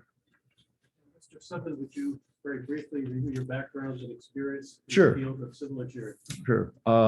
Again, my name is Eric Sudman. I'm a licensed professional engineer in the state of New Jersey with over 10 years of experience practicing engineering in the state of New Jersey. I've testified before numerous boards in the state of New Jersey, including the Borough of Elmwood Park, Union Township, and Chatham Township. I've also sat as a board engineer for various municipalities in Bergen County, including the Borough of Woodridge, the Borough of Wallington, and the Township of North Arlington. And your license is currently in effect? It is, and in good standing. Can we get your address, please? Sure, it is 2517 Route 35, Manasquan, New Jersey. Mr. Chairman, I'll offer Mr. Sudman as an expert in the field of civil engineering. Will accept. Thank you. Mr. Sudman, the plans which have been submitted to the board have been prepared under your supervision and control? They have not. They were actually prepared under the supervision and control of James Morowski, who is a licensed professional engineer in our office. However, he's recently retired. So I took up the baton from him. So Okay. And you reviewed the I've plans? reviewed the plans. You're the yes, pinch yes. hitter. Yes, yes. This got stuck with me now. Just kidding. No, I've reviewed the plans and I could testify to their contents. And Good. you're familiar with what World Class Wireless is proposing? Absolutely. I guess you start giving the board orientation as to the existing conditions, where the property is located, what's currently on the property. Sure. Sure. I'm going to put up an exhibit real quick to help you all. Please do. And this is, this had been submitted as part of the engineering plan set, Okay. so we should all have this.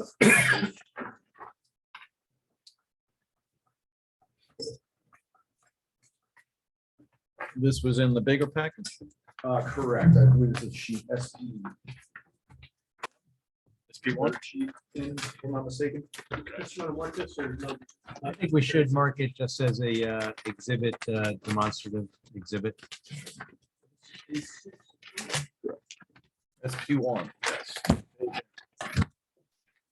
So just a general overview, as you all know, the proposed development's located at 240 West Crescent Avenue in the D1 industrial zone of the Borough of Allendale, also known as Block 1005, Lot 2. Lot 1's included as part of this application because it shares a access drive off of West Crescent Avenue. So it's been included along with this application, although the proposed development is strictly limited to Lot 2. The lots are combined 4.536 acres. Lot 2 is bound by West Crescent Avenue to the east. The commercial use building on Lot 1 to the south. As discussed previously, the Conrail property to the west, and then to the northwest, there's an existing warehouse facility on lot 3, and a future residential development is going to be proposed northeast of the lot, the site on lot 20, block 1005. The proposed development is going to be located in the northwest corner of the compound, as previously mentioned. It's going to be directly across the railroad property from the existing Crown Castle Tower. The tower, our proposed tower, is approximately 172 feet from the existing Crown Tower. This, again, we're requesting a variance for this as the setback or the separation between existing monopole and proposed monopole is 1,500 feet. Additionally, the tower is set back 667.8 feet from the frontage along West Crescent Avenue. And then we are set back 23 feet from the near side yard and 14.1 feet from the rear yard. Again, we're both requesting variances for exceeding the minimum required setbacks for the rear and side yard. Access to the The rear yard is against the railroad. Is that right? yes, the rear, correct. The rear yard being against the railroad property. And the borough property is right behind. The Borough property, yes, is right It's on behind. the other side of the railroad. Yeah, on the other side of the railroad. So I'll get into like the distances Good, from there okay. and everything. Thank yeah. Again, access will be provided off of the existing access drive off of West Crescent Avenue. Currently, there is sufficient access to get to the rear of the property. As it stands today, there are, activities going on, but, upon approval and lease agreements written, access will be provided 24/7 for maintenance personnel, et cetera. I want to have another exhibit handed out, and this again was not part of the plan set, so I'll hand out again. More of them about 17 sets that kind of dictate the setbacks from various offsite uses that are kind of strictly that are dictated by ordinance. A7. That's very good. What is that? So this is an existing aerial overlay of the site where we've sketched in dimensions from the proposed monopole to various prohibited, the uses that we need appropriate setbacks from. That includes schools, public parks, houses of worship, and residential developments. Currently, I know we had mentioned on the we're requesting variance for this as we need to be 540 feet from these designated uses. I think we had written on the zoning table on the cover sheet, it was 127, but we did a little bit more detailed. This was kind of done off of an unscaled map. So this is a bit more to scale, and it's actually 77.5 feet from that park property that the existing crown tower's on. Additionally, the proposed pole has an adequate setback from the nearest church, which is on 165 West Crescent Avenue. I believe it's the Lutheran, Calvary Lutheran Church. Is also appropriately set back from Northern Highlands High School, which is about 1316 linear feet from. It is going to be closer than 540 feet to that future residential development, which I mentioned was on, I believe, lot 20, block 1005. I just want to mention as well, though, that the existing tower will also exceed that variance requirement as well for that future development. So we're not, doing anything that's not proposed today. But you're a little closer. We are a little closer indeed by about 120 linear feet-ish. If my mental math's not that great, but it's written on there. The board is familiar with that development. Yeah, great. We spent many months on it. And then Feb, I'm gonna move on to drawing SB3 again. I'm just gonna have it on the large board here for discussion purposes. So this SB3 is going to be the elevation profile of the proposed monopole. We'll mark that A8. I believe so. Yep. So again, I'm not saying anything Mr. Strickland really didn't already cover here. The monopole is 180 linear feet in height off of existing grade, which again, we're requesting a variance because it exceeds the permitted height of 150 feet. The tower contained four antennas, two of which are at about 170 feet above grade and two of which are about 167 feet above grade.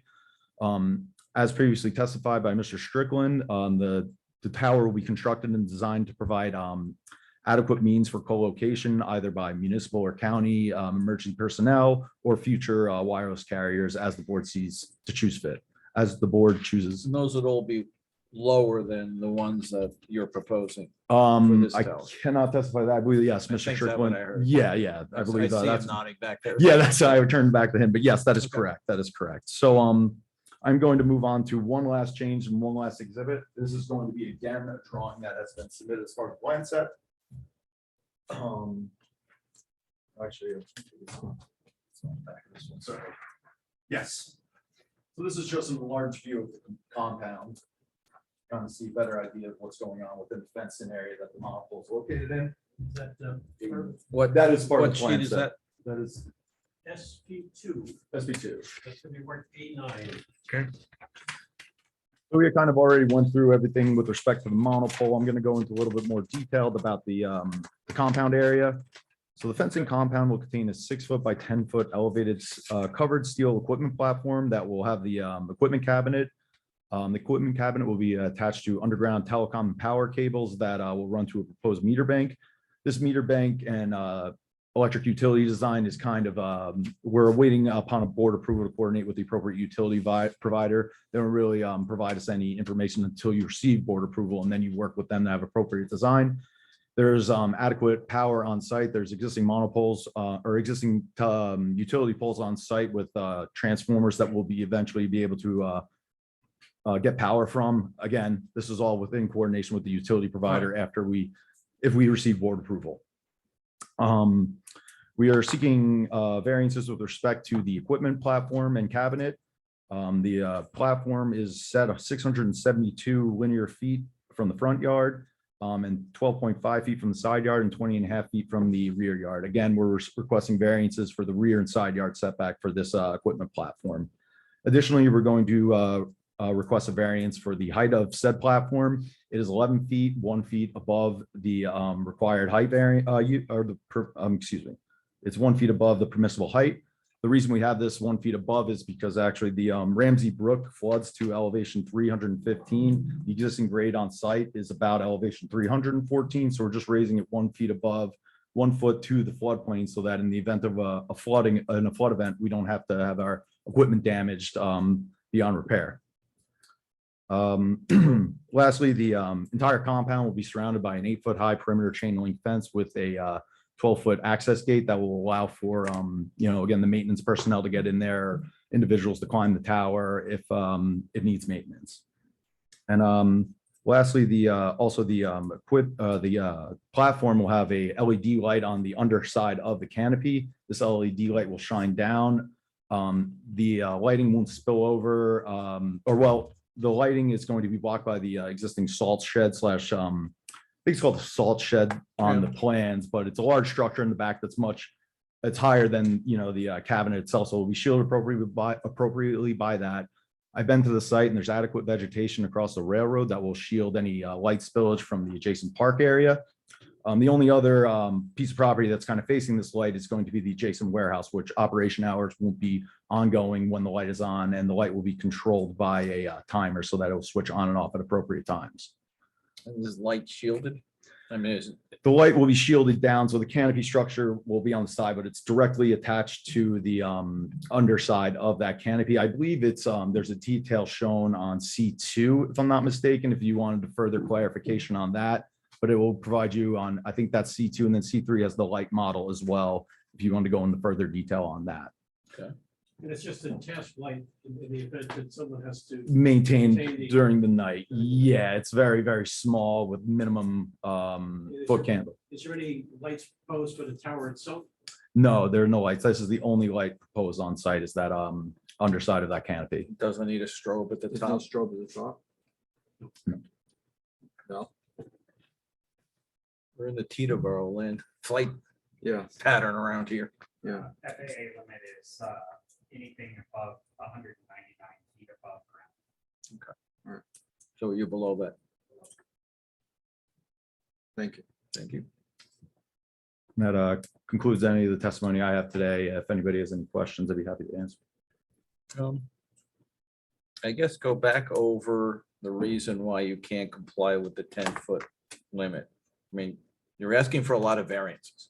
Agreed. And I think, so, I mean, I think you need to work with the borough here and minimize those. yeah, okay? I think, you know what, I'm looking at, I have noted here that the equipment cabinet's 80 inches high. So I think there is some clearance that I think we could work with our team and come up with a solution that doesn't have that. We could get under that 10-foot limit, I believe. So we could work with our design team and your borough engineer, and we can resubmit and get rid of that variance. One of the 9. Council agree? Okay, the 11-foot, that's just the platform above the cabin itself, right? There's a. Correct. So there's about a 1-foot gap below the steel platform, and then it extends another 10 feet. The cabinet itself is 80 inches and sits within that platform. So I think we could kind of trim the top of that off a little bit and get something that, again. Or mount the light some other way so it doesn't have to be. Right. I think we could come up with a viable solution that, works with your. As many variances as you can eliminate is the game. Understood. Okay. Understood. Yes. All Well, right, that variance is gone. yeah, it's gone. We'll definitely work with your engineer and resubmit plans that eliminate that variance. Okay. And our engineers will comment, or Sure. plan Absolutely. will comment accordingly. Okay.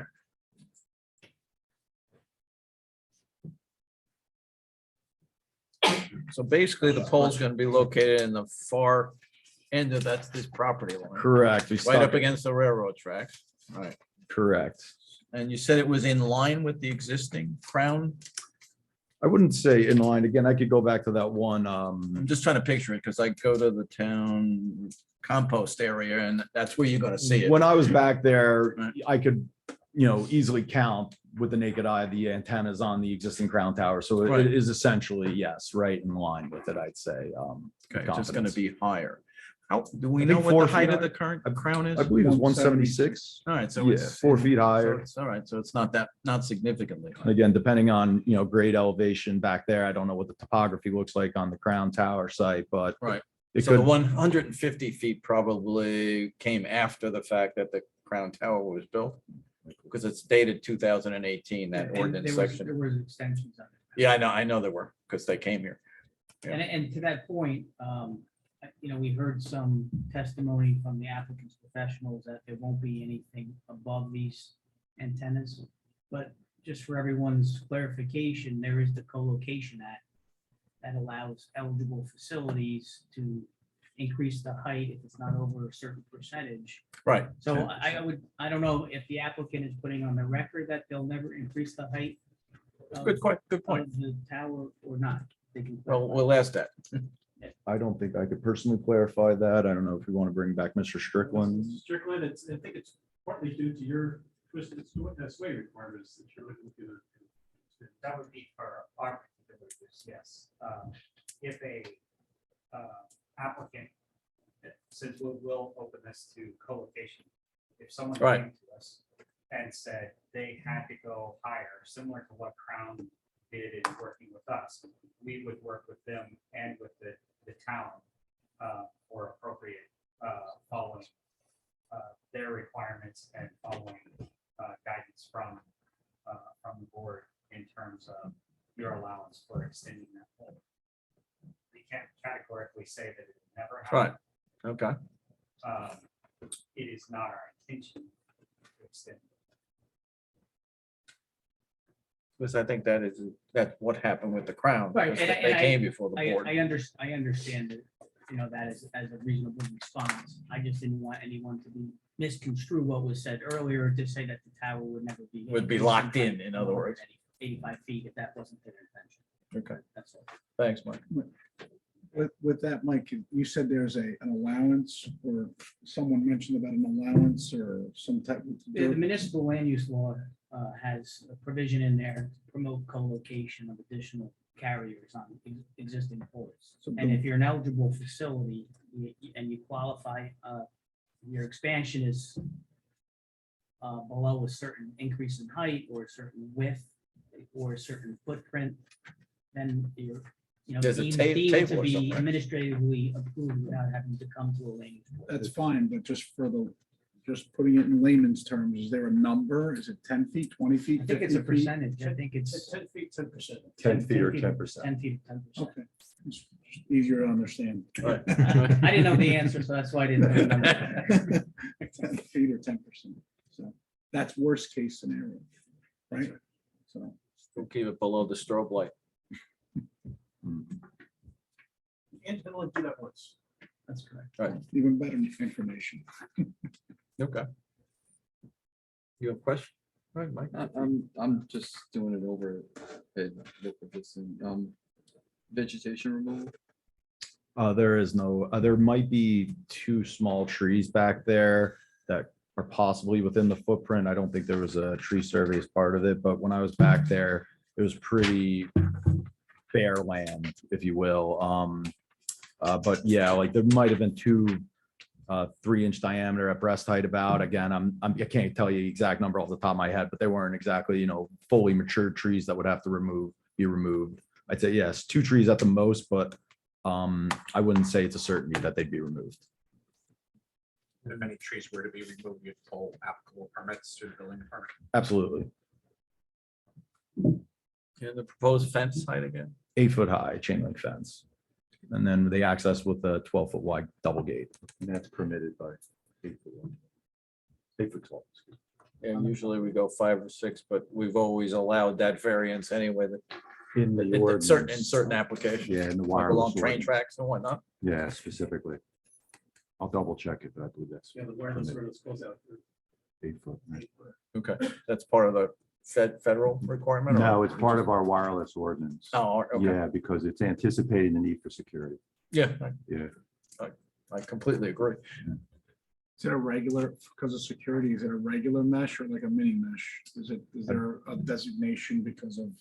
I believe it's a regular mesh. I have a set of, yeah, it's a regular mesh on there. I mean, if the borough is concerned with security, there are anti-climb fences that we could propose in lieu of that are, tinier meshes. I'm Yeah. just asking because I know that one was just put around with, I think one of Ridgewood Borders properties that was a black mini mesh. Yeah, For that that's, same reason. yeah, that's, So it wasn't we are being proposing applied. just typical, but again, if the borough does so desire, we can comply with, any requirements on that fence. And there's enough room for you guys to get, I mean, I'm sure you've surveyed this, I just gotta ask the question. There's enough room for you to get around that salt. Yeah, Pretty there's, tight. it is I tight mean, back. It's appearing to be tight to me. Yeah, again, are you talking about during construction or post-construction?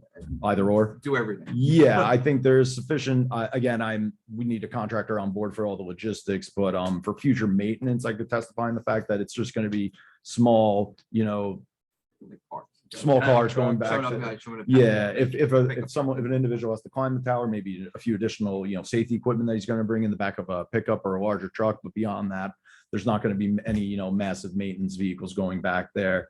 And then logistically during construction, I think there is adequate space to, construct this monopole. It's not, I think, the basic sort is a flatbed truck with a monopole, but I'm sure, a contractor will have to come up with a logistics plan in order to, satisfy all the, the constraints out there. I mean, I'm assuming you have to do some level of excavating. and things I'm- like that, I- and It just seems to be tight, but just a comment. Yeah, no, understood. I understand your concern, absolutely. And it will definitely be, obviously, I can't speak of it now for, it's a contractors. We talk about as engineers means and methods, and we just kind of, Can identify with that. yeah. There's physical separation between this property and the proposed residential and borough recreation center property.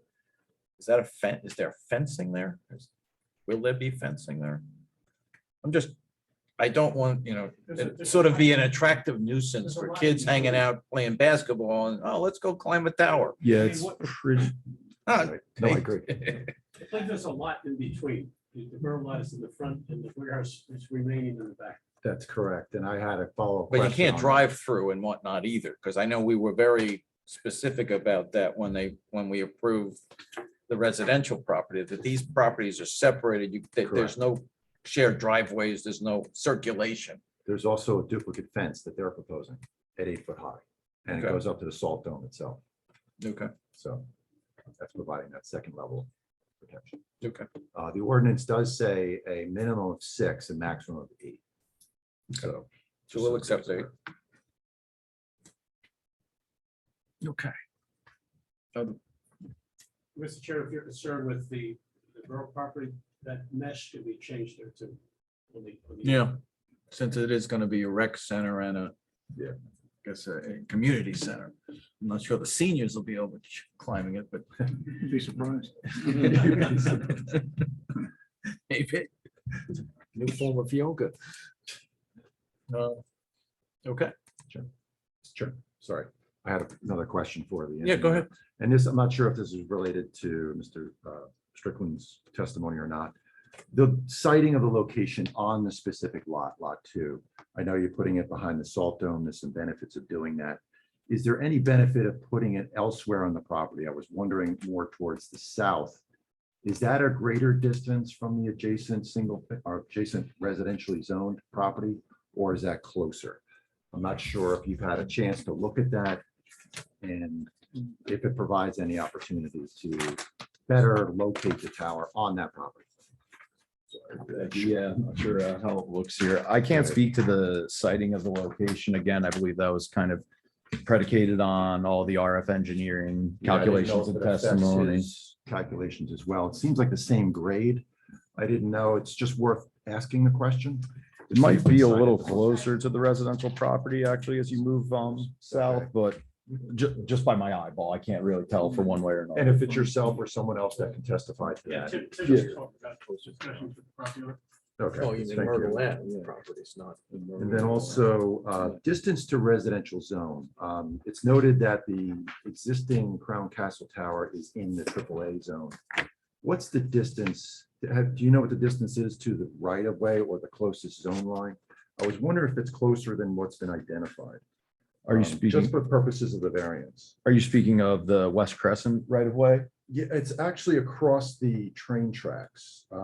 Is that zoning to that direction or that's to the west of that? Is that closer than what's been identified? I think at 334 feet, which I guess now is 315 feet to the municipally overlaid zone property. I just want to make sure that that's properly identified for the record of what the variance deviation is. I'm sorry, I just picked that up now. I didn't know if in fact that's something that. Yeah, you can identify. Thinking about the triple, where is the AAA anyway? It's really on the opposite side. I think you have it on your cover sheet. Yeah, I'm looking at the zoning as well. That's across Crestwood Park. It's isn't it? actually the Yeah, park is it? park. Yeah, it's across, it's like up by Cedar. Isn't that by Cedar and that that way? Yeah, that's, I mean, that's a distance. Pretty far. So it'd be about 77 feet. Yeah. 75 feet from the park. Okay. To the park. So that's the nature of the variance. That's the closest zone line. exactly. And I But think- he's giving other dimensions to other residential property lines too as well. That's what's provided in your exhibit A. Right, correct. So I provided a dimension to that future residential development on, A7. yeah. And then that 77.5 is to that park property where the existing Crown Towers So that are. would be closest zone. That would be dictating that Right. variance, correct? And I think it was mislabeled, it was labeled as, I think, 127 on the cover sheet. Yeah. But that was done on an unscaled drawing. So again, it's a variance, it's closer, but we just wanted to make a note of that once we kind of prepared this exhibit that came to light. Okay. I'm sure that would be important for your planner to know as well.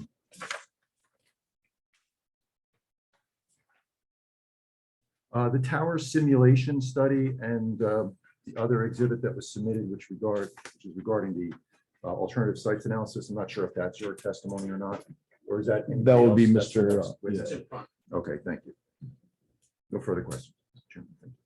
Thanks, Ed. Mike? Did we have any discussion about the backup power generator or anything like that? I am not sure about the redundancy of the power system. I believe it's just direct, direct power connect. I'm not sure what is the, And if he doesn't know, we can pick it up. There's no generator on site. There is battery backup in the cabinet for a small amount of management gear. But we're talking small amount of So in other words, you're saying that there will be no generator? no generator. Okay. And I don't know if you had the opportunity to see the site plan that was previously approved by the board, but not yet constructed. is this in regards to lot 20? This is regards to the addition and modifications to the storage yard for Mr. Morse Landscaping. No, I've not seen those site plan I was drawings. just curious if you had a chance to review on it and if those modifications create any conflict or concerns with regard to the location. Because they haven't built them yet. They haven't built them yet, but they were approved by the board. No, I don't believe I was not personally made aware of those plans, but I think it's obviously something to consider if we could, take that into account, consideration just- for, In case it impacts your access. No, absolutely. Yes, 100%. So yeah, we'll definitely need to see that development and assess from there.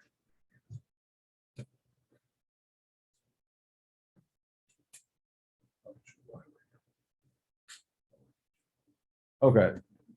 So. There may be another witness to speak to that. Is that Yeah. what I'm catching? That's fine. That's fine. If he doesn't have the answer. Yep. we'll pick it up. Okay. That's all I had. Thanks, Mike. Any other questions from board members? All right, I'll open it up to the public. Any members of the public wish to be heard or question what the testimony you've just heard or we've just heard? Hearing and seeing none, I'll bring it back to the board. Nothing Thank- more from us. Thank you. Thank you. Our next witness is Tim Ball.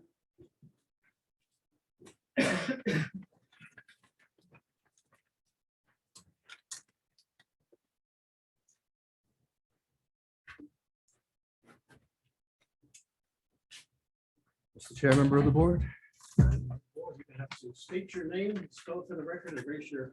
easiest name tonight, Tim Ball, Timball, 54 Marion Court, Warwick, New York. Great. Mr. Ball, do you swear or affirm to tell the truth, the whole truth, and nothing but the truth through the course of your testimony in this application? I do. Thank you. And Mr. Paul, could you please state your current position and what activities you perform in connection with that position? Sure. I work for a company called Gotham Communications. I'm a contractor for World Class Wireless. I'm doing site acquisition for them in this particular case. I've been in the telecommunication wireless development field since 2000. I'm doing this for over 20 years for various companies, some direct for the carrier, some as a contractor, but over 20 years experience. And what exactly is a site acquisition contract? So a site acquisition contractor is a person who would receive a search area from an RF engineer person such as Michael, who I would then go out in the field, look at the zoning code, try to figure out what's the best possible way to fit a site in based on the current conditions on the ground, what's leasable, buildable, constructible, zonable, and based on the code. Now, look to work with parties of interest such as the town to make that happen. You go out to try to find a location to fulfill the needs for a particular facility. Correct. And you contact the property owner to Yep. gauge interest and attempt to enter into a lease. Correct. And you've been doing that for the last 20 years. Correct. A little bit I don't know. but more of a fact witness. I I- would say, given his 20 years of experience, I do think he is an expert in the field of site acquisition for telecommunications. Well, I mean, I would say he probably is an expert in that. I don't know if he need expert testimony on that because he's going to tell us what he did. So, Or licensing and all of that. Yeah. so. It's not his first rodeo in this field. It's- Okay, I've testified before. all right, carry on. So, Mr. Ball, you've were given the assignment of a world-class wireless to find the location for a new facility that they testified tonight that they need. And could you please review for the board what steps you've taken to identify various properties that may be suitable? Sure, I can put up this exhibit if you want. I believe that's 810. yes. I have handouts if you guys want them. Yeah, we would like that.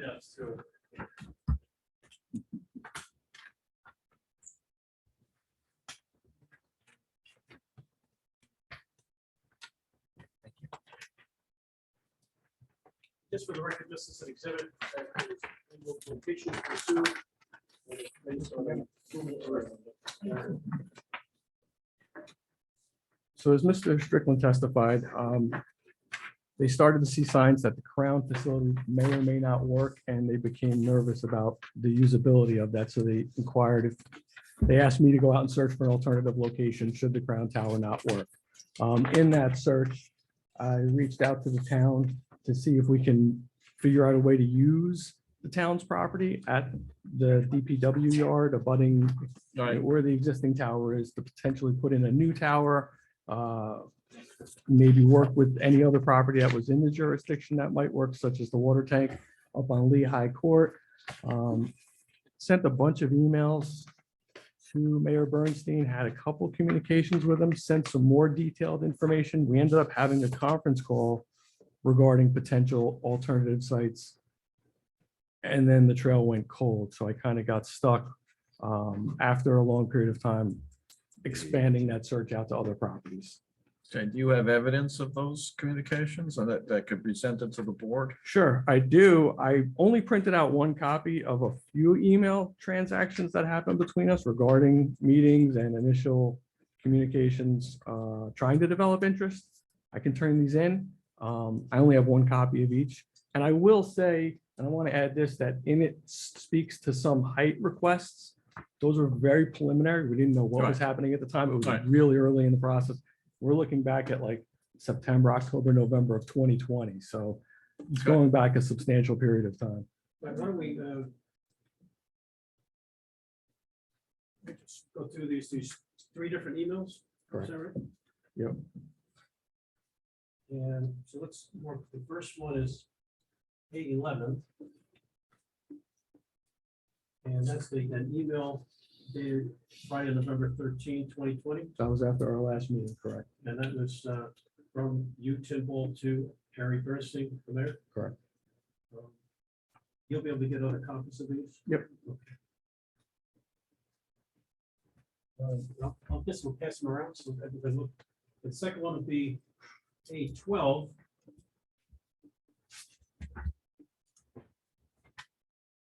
And that's a email dated Friday, November 13, 2020. That was our meeting maker for our conference call on the that's 13th. And the last, which we'll mark A13, is November 10, 2020. Yeah, that's an email chain going back to somewhat of the beginning of communications between myself and the mayor. All right, so in this, the emails.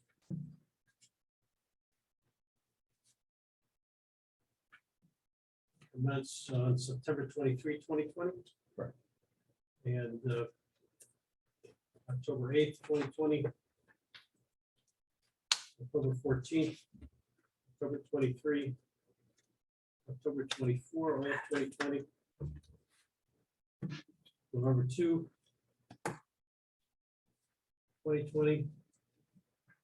Couple emails that date, and November 5th, and November 9th, and ending on November 10th, correct? Correct. There were follow-up emails after that point in time. And then a FedEx letter did go to the borough at some point around 12/21, which was the final expression to gain interest, which didn't yield any. And I would also 12/21/2020. 21, 21, okay. correct. I wasn't quite sure what you meant. No, it was a year later. And I think a lot of that time duration was allotted because several factors were going on. Brown was still in development, not in development. We were trying to factor if it was going to work, if Right, it wasn't going okay. to work. So, it was a longer leeway than normally would have been put into play, and couple that with COVID.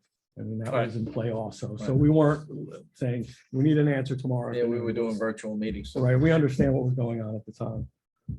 And so in addition to the emails, were there phone conversations? Were there any opportunities to actually meet in person?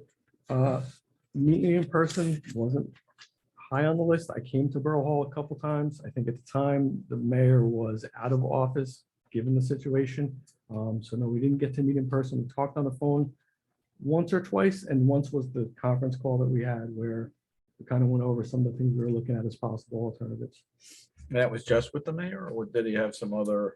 That was just with the mayor, and he was going to take that information back to the town attorney or the borough attorney to discuss it with him. Okay. Yeah, at the end, there was no consent. Was it just no response? How did those conversations? Nothing really happened after those meetings. Again, just follow-up emails, nothing concrete, or we would be there and here, not here now. In other words, there was no response to the inquiries about joining the lease. No.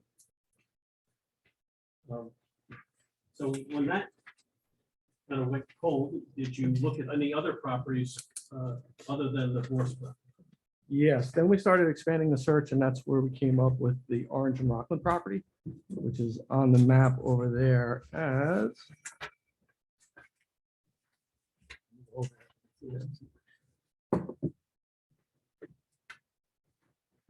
number 5. We looked at the Orange and Rockland property, which is on Heights Road, or the back end of Heights Road, running the golf course near the Yankee border. Had a Heights, okay. We had a conference call with them. They were submitting a proposal, but that too didn't go anywhere. They had some concerns with possible flooding in the rear of the property and then taking up space for their future use. Kind of spell off. That was Orange and Rockland. Right. Okay. Once that happened, we were really limited to what we could do as far as cell towers are concerned or new towers are concerned, because there aren't many opportunities in this range, so we ended up pursuing the forest property. You also spoke with respect to the water tank property? Yeah, that was all in some of our early emails. That would be item number 4 on the map here. That's the water tank on New High Court. Again, that was something that was requested from there. And when you narrow it down to the horse property, what was it about the horse property that was of interest to you as a possible site? For me, it was reasonable, constructible, and it appeared observable based on where it is, abutting the railroad tracks, being next to the existing tower, just seemed like a feasible option. It was good property, had a decent size for the area. Obviously the neighborhood. Most of the area that you were looking was residential. And in that residential area, how many industrial properties are there? That was the only one in the circle that was listed as industrial. Everything else was residential. A, double A, or triple A. Couple Bs, but those were Right. multi-family developments. Is the search area the red circle? Correct. And that's the search area. Why? I think that's based on elevation and why I have to go back to Michael's testimony. Because we do have some industrial property out on 17. We call Borough Line Road or whatever, but there are, I'm just curious as maybe that's too close to 17 and not direct enough to Secaucus. And that's probably a question for Mr. Strickland to review on his map showing the line and how far that would be off the line. Okay. Because that's really, I mean, Allendale is a residential town. Right. The only real industrial area we have is the one out on 17. Which is depicted in this map all the way to the right. Where it says sky zone, you can just about see the word sky zone. Yeah. Right in there. That's part, yeah, that's in that. Yeah. And that's not actually, if you, I alluded to Route 17 earlier. It's further, what I would say is east of that. Okay, just for perspective. Yes, And I think that the the tower is right. Yeah, it's down Yeah, closer to yeah. the exit for Allendale on Allendale. Ave. Yeah, it's like that. Yeah. Well, I think that, and I'd have to go back to Mr. Strickland, but the elevation table on this side. And given your experience doing these type of site acquisitions, you feel you've exhausted all potential sites that are in the search area? School didn't seem viable. Pursuing the town for the options that we wanted to were obviously our first choice. Orange and Rockland was a decent option too, but other than that, it's all residential. There are questions of Mr. Ball?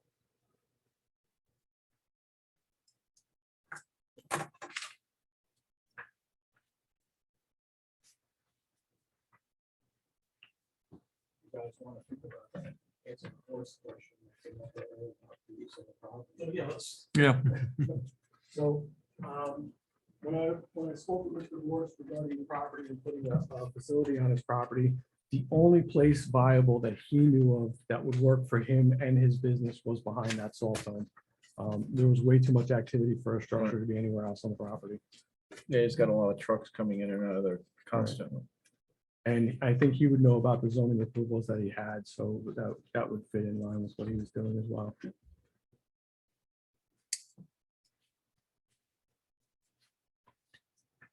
And did you take into consideration our ordinance in terms of the setbacks and whatnot that are required? Because we do have, I keep saying the same number, 9, maybe 8 variances. In this particular case, it was, I guess, the best fitting property to try to make it zonable, knowing that it was a conditional use on the property. Right. I didn't expect it to be pushed to the back of the property, but knowing how active his yard is, it just kind of, it went that way as everything developed. It wasn't the intent. Any concerns about, I think my notes say a tower park. So we got a tower and another tower. And that's, from a planning perspective, we'll get into that with the planner. Yeah, no, Not optimal. That's a question for Mr. Right.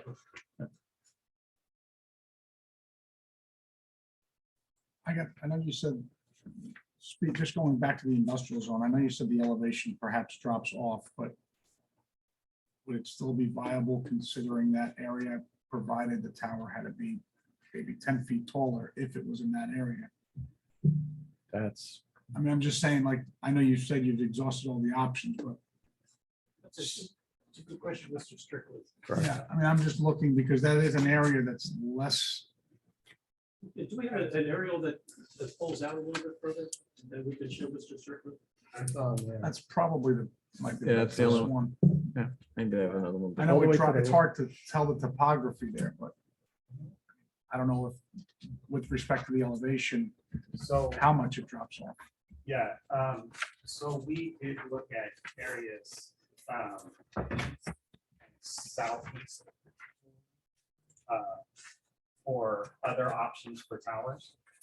Some of those locations that we looked at, the tower had to be in excess of 250 feet tall in order to get over the hill to see down to the Lodi water. Again, that's that Midland Park Hill. That ridge line stretches pretty good east and west. So as we move further south and east, we get closer to that ridge line, so we have to go higher to go over the top of it. We have the slope of the ground.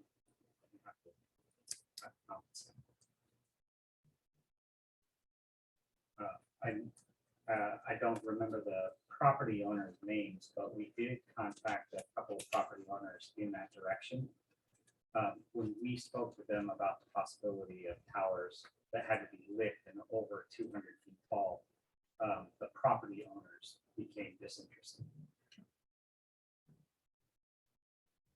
One other question for Mr. Paul, you in fact contacted some property owners in another park about talking to the trees. correct. We did. And that was a fun experience too during COVID, knocking on people's doors. So yeah, so the trees that were referred to earlier were at 324 Glenwood Avenue in Ridgewood, 335 Bedford Road in Ridgewood, and 313 Fairmont Road in Ridgewood. They were all sent baskets, kind of giving them a heads up that somebody was coming to knock on their door during COVID. Goodwill effort, I guess. But then I did knock on everyone's door. And what transpired was 324 Glenwood Avenue was the Lennon family. I met with Kevin and he was definitely not happy about having his trees topped off. The Conian family at 335 Bedford Road in Ridgewood, spoke with Nicholas. They didn't want us to do anything. They were getting ready to sell the house. And then the third property, I couldn't make contact with anyone. But we did make efforts to top the trees.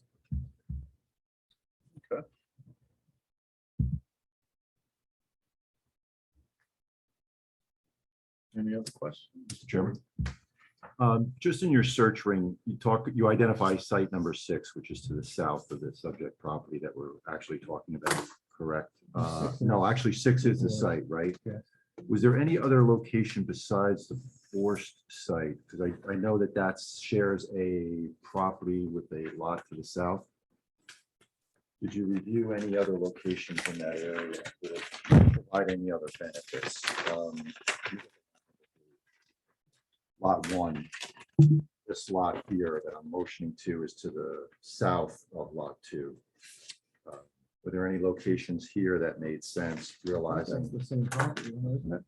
It could be the same Yeah, property. I'm pretty sure that's Okay. the Bourse facility is broken into two Two lots. pieces. Got it. And again, he forced us or asked us to place it in the rear of the property Okay. behind the salt dome. I'm just trying to look at proximities to adjacent residential structures. So, okay. Mike, you got anything? No. Okay. Any other board members before I open to the public? All right, I'll open to the public in terms of any questions you have of this witness or this testimony. Hearing and seeing none, I'll bring it back to the board. Okay, I think we're good. Thank you, sir. Thank you. Last witness is Tim Crunk. Mr. Crunk is a land use planner.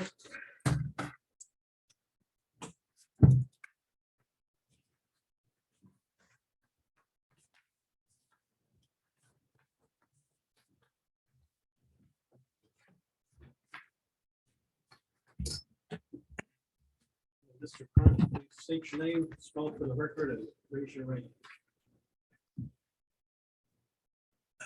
You swear to tell the truth, whole truth, and nothing but the truth through the course of this application? I do. Thank you. Timothy M. Kronk, Kronk. Mr. Crunk. Address? PO Box 465, Mendham, New Jersey. And please state your current occupation and your background and experience in the field of land use planning. Yes, I have a Bachelor of Science from the University of Massachusetts. I have 30 years of land use experience predominantly in New Jersey. I am a New Jersey licensed professional planner and an AICP certified planner. I have testified throughout the state. I have been in Allendale a long time ago. I figured about 20 years ago, but that was the last time I was here, because I was accepted by this board as well as other boards throughout the state. Okay, we'll accept. Thank you, Mr. Chairman. Mr. Crunk, prior to coming this evening to provide your testimony, you let the board know what documents you reviewed and evidence you considered in order to give an analysis. Yes, in addition to the testimony this evening from the other professionals, I did visit the subject property on numerous occasions, as well as the surrounding environs, including June 16th of this year.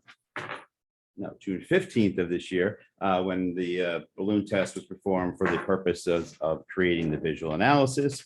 I have reviewed the municipal ordinance with specific attention to the wireless telecommunications section and the ones related to the subject zone and the surrounding zones. I have also reviewed the most recent master plan and re-examination plans. I have reviewed all the materials that were submitted from the other professionals, as well as the application notice, and attended several rehearsal meetings to review the testimony this evening. And you've reviewed the reports. By I'm Mr. sorry, yes, and the board professional reports, yes. From Mr. Sykes and Mr. Greeley. Yes, I have. All right, and based upon your review, Mr. Strickland talked about the need for the site and the need for the height.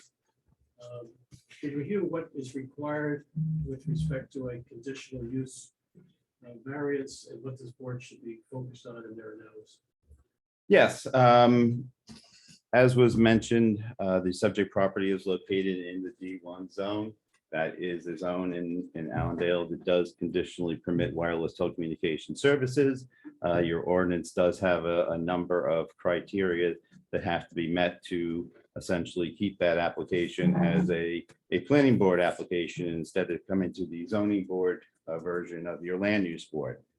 So we did have the one deviation in the conditional use standards, and that was that the maximum tower height in the ordinance conditional use standards is 150 feet. And as the board is aware, our proposal is for 180-foot tower. So that is essentially what kicked us out of the planning board realm and into the zoning, is the zoning board was that deviation. And under the analysis of Coventry Square versus Westwood, essentially what we focus on the analysis is the deviation between what was permitted and what was proposed in the application. Of course, the framers of your ordinance already determined that the D1 zone was an appropriate zone for this use, but we don't meet those criteria. So we really have to focus on the difference between the 150 feet and the 180 feet and determine if the site still is particularly suited for the proposed use, even with the additional height associated with that. As the board chairman has made it abundantly clear, we do have a number of bulk deviations with this application as well. Fortunately, we were able to drop one of those, so we went from 9 down to 8. And as Mr. Meese presented in his opening, we might have the ability to eliminate one other one. We're not quite sure how to read this conflict in your ordinance, but your underlying D1 ordinance for accessory structures does allow the reduction in the rear yard setback down from the 50 feet when we are abutting the railroad tracks. So if we could apply that variance too, that would get rid of one more. Unfortunately, a lot of these variances are related to two factors that are both beyond our control. The first was Mr. Ball's testimony regarding the one spot on the property where the property owner determined that the use would be appropriate on this facility. Normally, I would be hard pressed to testify that the property owner says, this is the spot you have to go, take it or leave it. But in this case, I do think it is the best spot. We are tucked in the back corner. We are up against the tracks.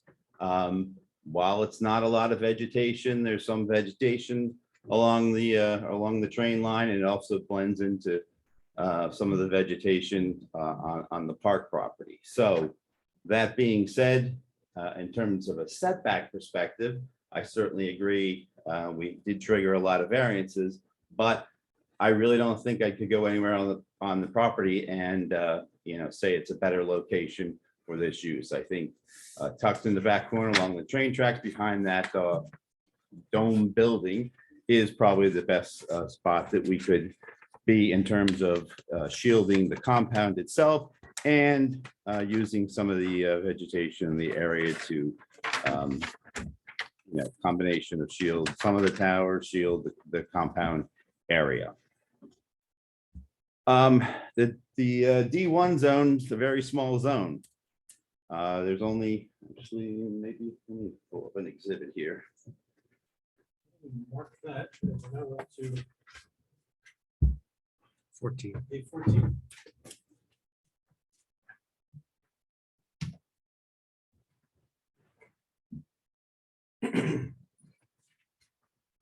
And what's your quick, you would identify the exhibit as the work 814? Certainly. I think we're up to 8:15. The emails were 8:14.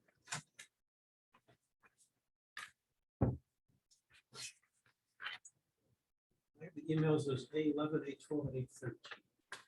Right, that's why. Yeah, there were 3. Okay. Okay, aerial exhibit A14. This is a Google Earth aerial image dated April 29th, 2020. And it looks like it's probably the same exhibit that Mr. Ball had, only mine's zoomed in a little more to focus on the subject property and the close proximity environs. Let's see, predominant feature. We have the pond on the park. We have the ball fields, tennis courts, parking lot. The big red dot here is indicating the location of the proposed tower right behind the white dome building. We have the train track running north-south, and then West Crescent running northeast, southwest. Subject Boris properties, lots 1, lot 2.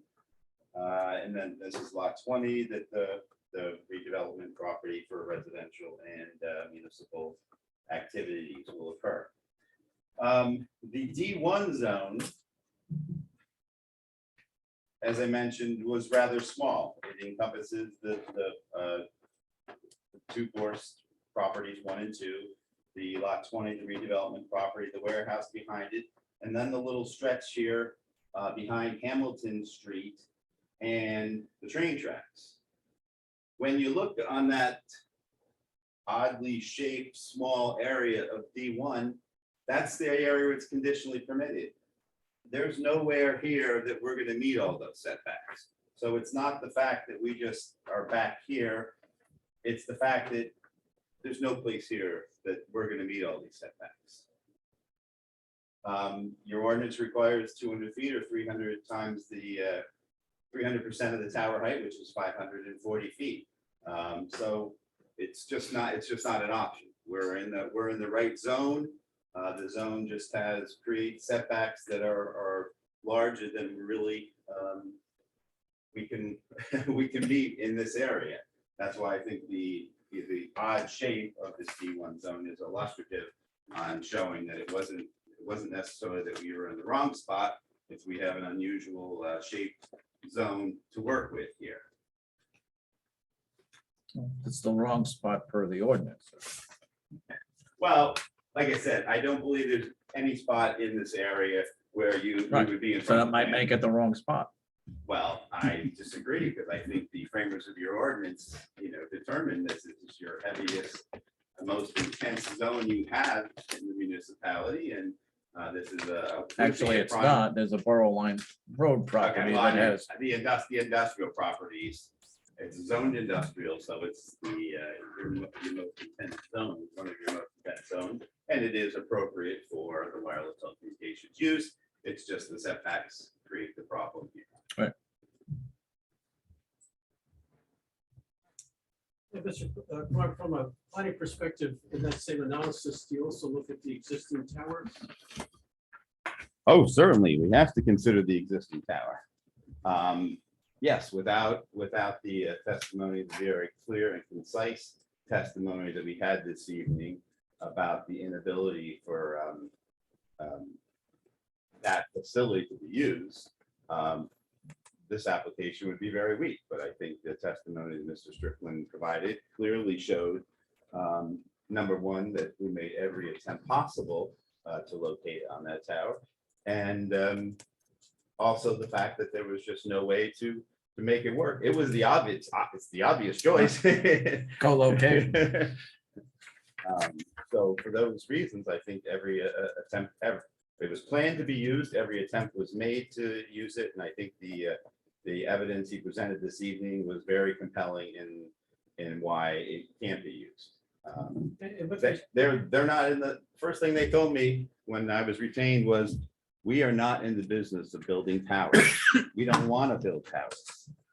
We're in a situation here where we don't have a choice, and that's the only reason. Because that obviously was my first question.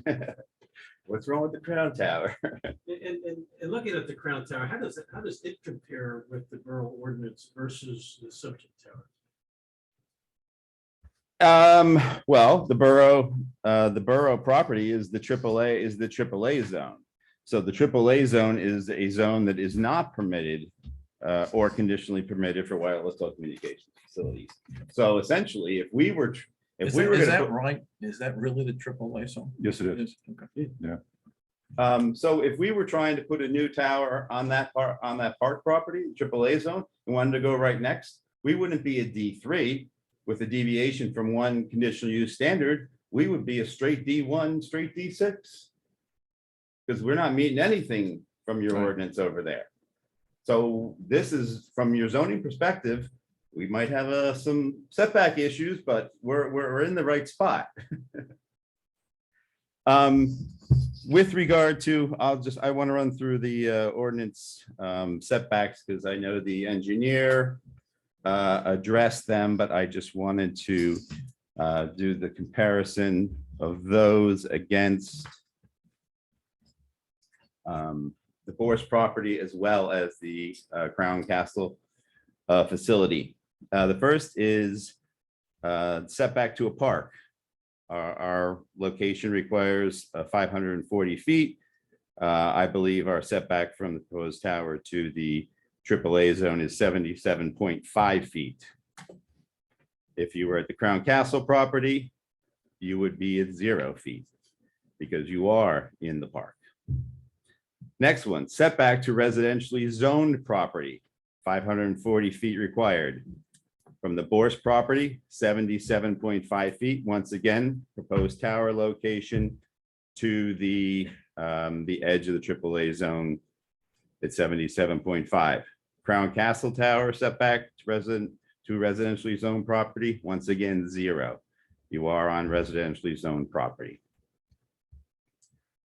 Setback to school, 540 feet to Northern Highlands. From the Bourse property, that's 1,316. From the Crown Castle Tower, 1,165.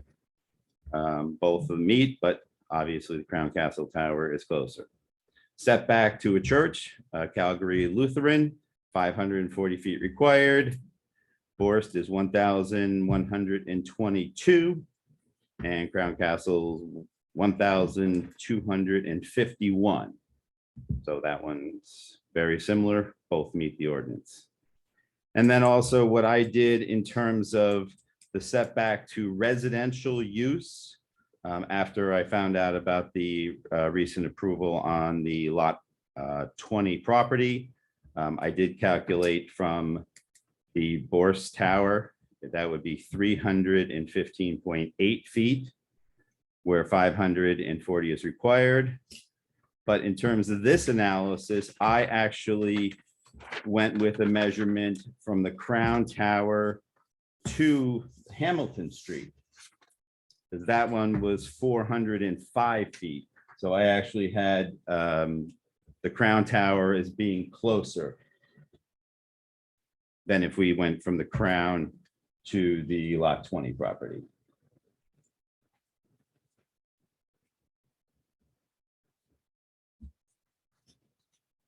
Did I lose you on? No. Oh, okay, I'm just. No, I'm just listening to you. Okay, so yeah, so that's where I split it up to a little differently than the way it was on the plans. Actually, I can just pull up.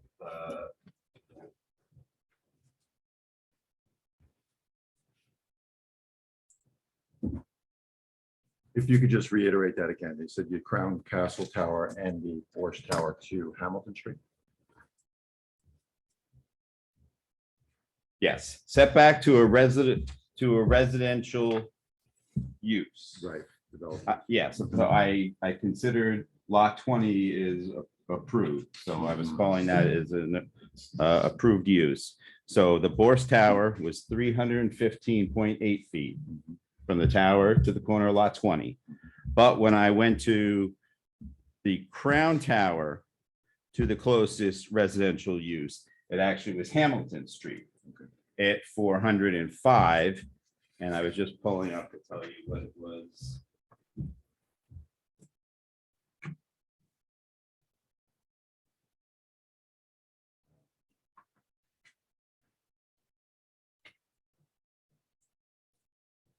Okay, Crown Tower to newly approved lot 20 is 455.3. So from that location, that made Hamilton actually come in closer.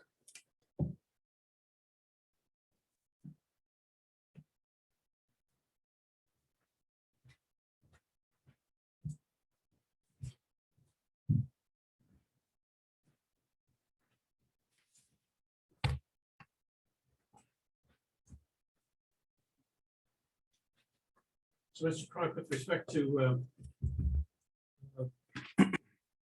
the variance for the height, what are the concerns with respect to that variance that you look at from a planning analysis to determine whether or not the concerns would be more than the benefits from the proposal? Yes, The site is still appropriate. yes. So under that, under the Coventry Square analysis, I stated we have to determine whether the site remains particularly suited for the originally zoned use, even though we have the deviation of 30 feet over the conditional use standard. In that case, I do believe that the benefits of the deviation substantially outweigh any detriment. In this case, the major detriment associated with the additional height here is the visibility of that additional height. And that's actually why we did perform the balloon test and prepare the visual analysis, so the board could actually see what that height is, especially compared with a tower just over the train tracks on the municipal property. And the height differential between the two is about 4 feet or so? Yes. 4 to 6. I haven't heard some minor variations on the height, but yes, approximately 4 to 6 feet difference from what's on the Crown property to what is proposed in this application. And according to the ordinance, you've conducted a visual analysis? Yes, I have.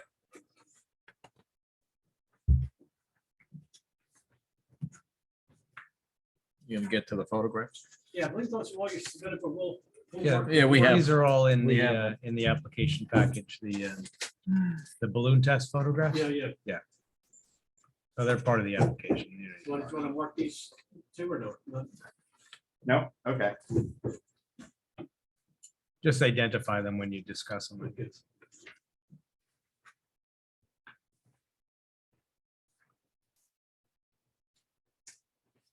So if you could state how you conducted the analysis and what your conclusions were as a Yes. result of the analysis. As I mentioned, on June 15th of this year, we did perform a balloon test for the purpose of preparing the photos and simulations. At that time, a red weather balloon was floated to the height of 185 feet, and it was a 3-foot diameter red weather balloon. And then drove around the surrounding areas and took the existing conditions photographs at that time. The balloon test was, as I mentioned, was 185 at that time. That was the number we are working with, but actually in the simulations, the top of the tower is at the correct 180 feet. June 15th, 8:30 a.m., 70 degrees, humidity 31%. Winds were 4 to 6 miles out of the southwest at that time.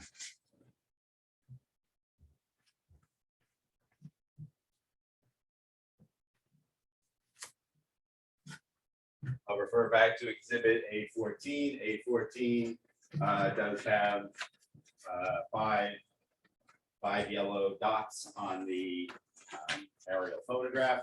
Those locations correspond directly to the photo locations on 5 boards. First exhibit, this is the view from Crestwood Park by the lake parking lot with the existing conditions photo on the left, computer simulation on the right.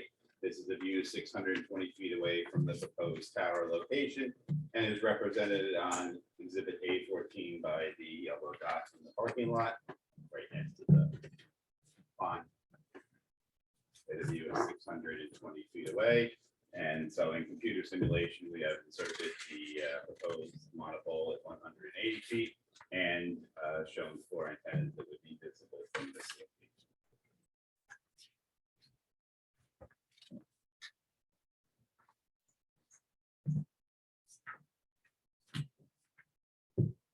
Next exhibit, this is the view from the intersection of West Crescent and Myrtle Ave, represented by the yellow dot on the aerial A14. Existing conditions photo with the red weather balloon visible on the left. And on the right, computer simulation where the tower at 180 feet has been inserted with the 4 tenants visible from this location.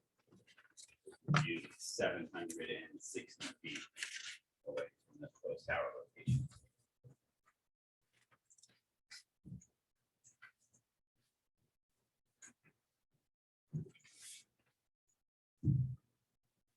Photo location number 23 Hamilton Street. Red weather balloon visible in the existing conditions photo. On the right computer simulation where the portion of the tower would be visible from that location, which is 665 feet away, represented by the yellow dot on Hamilton Street, about halfway down right in the bend looking southwest towards the tower site.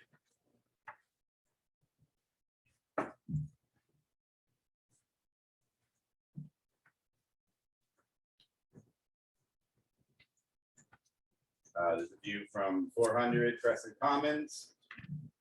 Existing conditions photo of balloon test visible on the left, and on the right, view simulation with the portion of the tower that would be visible from this location. This location is 1,165 feet away and is actually the yellow dot that's just off the edge of the aerial.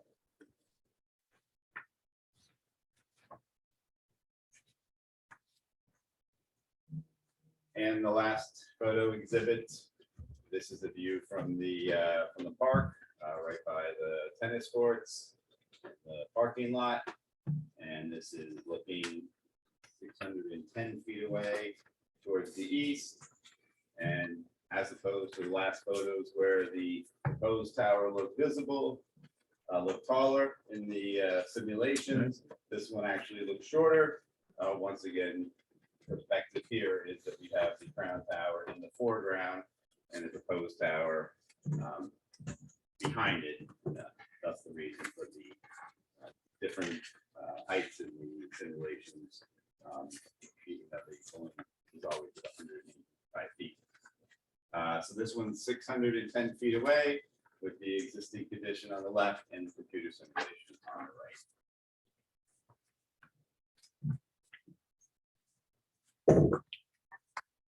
And as I stated, in terms of assessing a deviation like height, that's why we have the simulations important for the board to actually see what the visibility of the proposed installation would be, and that the impact associated with that additional height certainly isn't something that would render this type of telecommunications facility not appropriate for the originally zoned and designated property.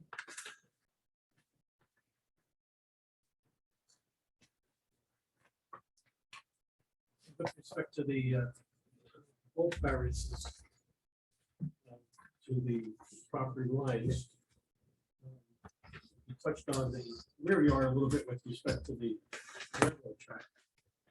Yes. Are there any sensitive neighbors on either side that we have to worry about? That's why I was, when I was referencing before, why I thought this was an appropriate location on the property, even though it was chosen by the property owner. If you look from this location, we have the warehouse to the north, we have the forest to the east, to the south, we have the railroad behind us, and then we have the Crown facility and, some wooded area before you get into the recreational. So, no, we do not have any neighbors in close proximity that would be impacted by this structure that's conditionally permitted, but one that's 30 feet higher than contemplated by ordinance. But there's gonna be 70 residential units in the redevelopment area. Yes, correct. So we can't overlook that. Right. Those are residents. Correct.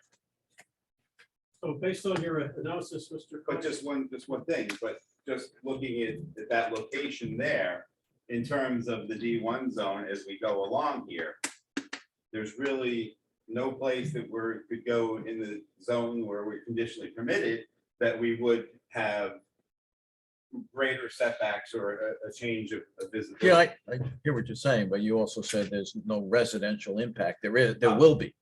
I didn't mean to say Yeah. any residential impact, yes. Yeah, and to the rear of property, it's wetlands in the back, so you can't build on that anyway, all the way in the back.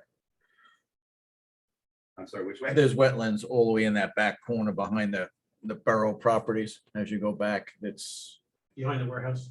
yeah, Yeah. it's all wetlands back there, so it's And then that not a would bring good you spot. closer to Hamilton anyway. Right. That would, Yeah. Hamilton. Yeah, you'd be right. properties would be much closer at that point, so.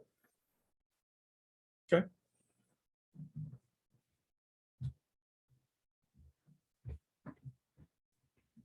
Okay, so if we've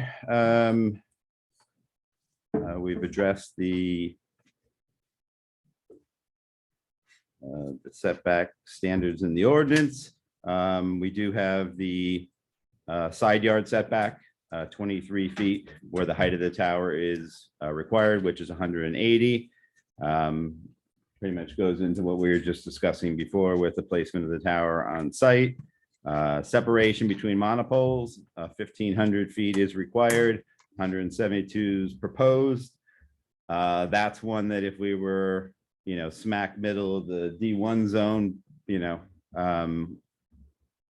we would. You could do something about it. We might be able, that one would be able to be reduced. Once again, I think towards the back of the property where there's some vegetation associated with the park, having them, together there.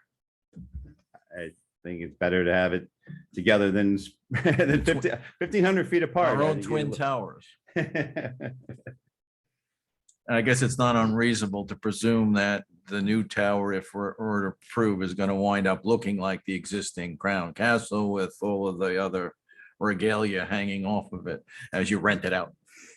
I mean, I'm assuming that's what we could, we can envision going forward. There are less, potential in that the Crown Tower already has all the cell carriers other than Dish. All the rest of them already did. Okay, unless you give them a better deal and they move over. So there is less potential. I would for the definitely bigger rates. agree that there's less potential to have a similar situation in Crown, just because right now, well, at least right now, there's not the number of entities out there that that's on that facility. Okay. And you could look at the structural analysis list on the carriers or the Verizon, AT&T. Okay. So yes, I think that is all the variances we can eliminate. So the rest of them, we do need relief in the nature of a flexible C2 deviation. These variances requests all certainly relate to the specific piece of property. I do believe that the purposes of the MLU would be advanced by the deviation relief on these folks, both in terms of A, to encourage municipal action to guide the appropriate land use, and C, to provide adequate light, air, and open space. Once again, the idea of being in the rear and tucking in, I think really is the right location on this property for the tower and compound. I do believe the variance can be granted without a substantial detriment to the public good. Matter of fact, I really don't think there is any impairment to the public good. I know that the board had questioned this type of financial transaction and how it benefits the community, but one, Mr. Meese did explain the financial impacts that it does have on the economy, the financial economy of North Jersey, and as well, this facility be available for co-location for either wireless carriers or municipal communications as well in the future. So I do believe it would not be a detriment to the public good, and certainly would propose a benefit, because apparently the chances of anybody else going on the Crown Tower are slim, and you probably will need this in the future, and we're in the right zone. I do believe the variance can be will not substantially impair the intent and purpose in the zone plan or zoning ordinance. Certainly the fact that we are in the conditionally permitted zone, the only one in this area that will work from a radio frequency perspective for world-class wireless and providing their network link. I think that for those reasons, that we certainly would not impair the intent, because we are in a conditionally permitted zone, and I do believe the site does remain suited for that use. I do believe the radio frequency testimony that we heard this evening was very convincing in terms of of the need for both the link itself and for the height, and that all the efforts to find alternatives and alternate ways to provide this link were very convincing and compelling to me from a planning perspective. Questions of Mr. Cronk?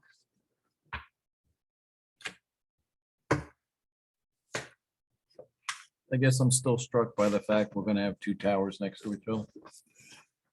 And, you know, the zone plan permits it, but our master plan says we probably shouldn't do that. And most master plans would say exactly that.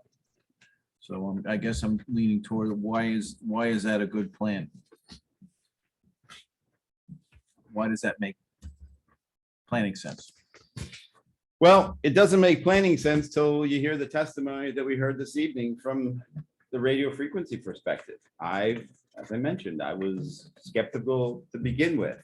And I think that, you know, the evidence that was presented to you clearly demonstrated that this point-to-point provider is unable to use that tower. They have an FCC license. They're entitled to provide their services in this portion of New Jersey. They have competitors on the Crown Tower, and I do not believe that it would be reasonable for you to exclude them from this market just because they can't get on that tower, especially when that tower is in a park residential or a park property residentially zoned, and we're across the train tracks in the D1 conditionally permitted zone. I think right there, that's enough evidence to say that we're in the right spot and they're not. But that's certainly they pre-exist you. Well, then the ordinance could have been drafted differently. Sure. But I certainly do believe that this would be an unreasonable discrimination of like services, since there's point-to-point on the Crown Tower. World Class Wireless is proposing point-to-point on this property that is conditionally permitted. And I do believe that that would be discrimination under the TCA if the board were to deny this application. Okay.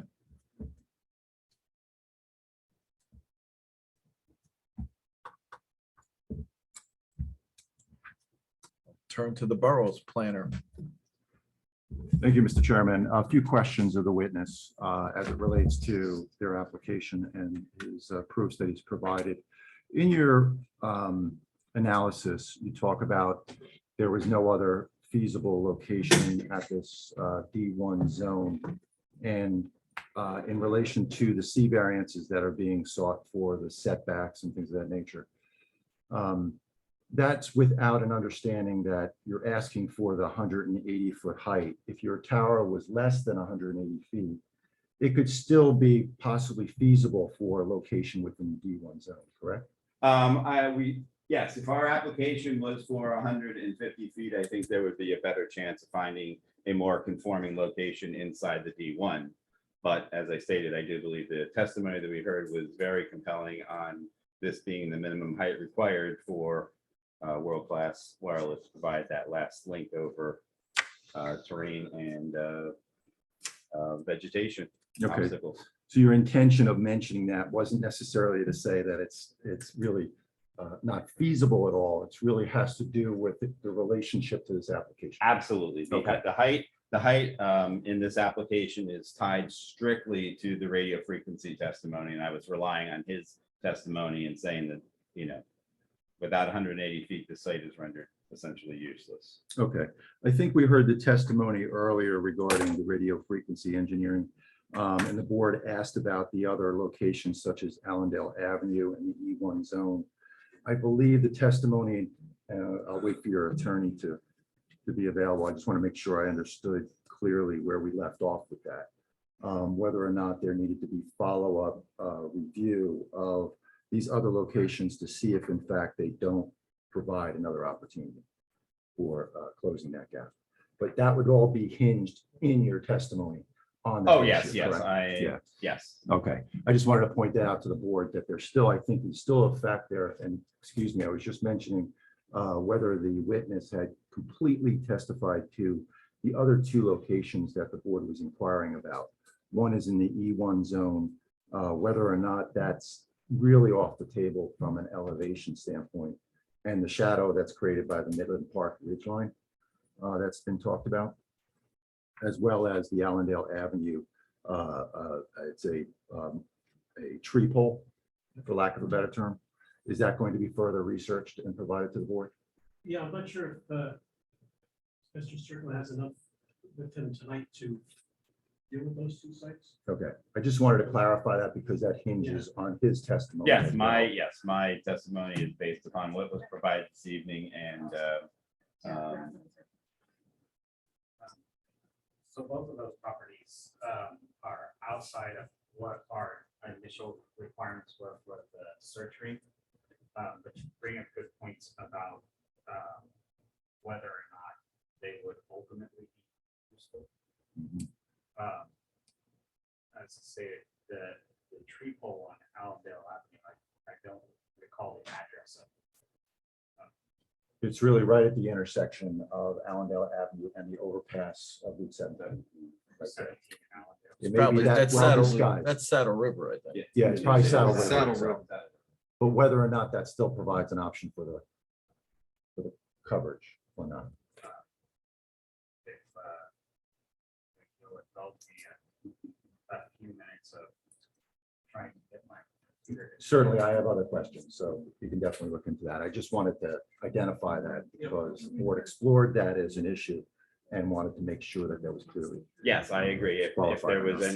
any additional radio frequency testimony that those properties worked, I would reassess my conclusion. Okay, thank you. And the other property, Ed, you're talking about is the water tower property?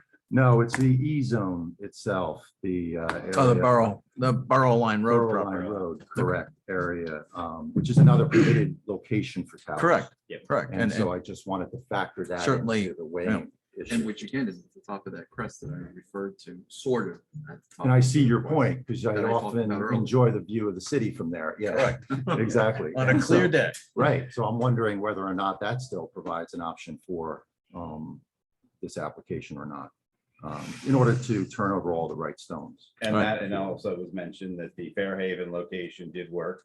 It is shorter height, but that's not a permitted zone. Okay, and that's been explored. Okay.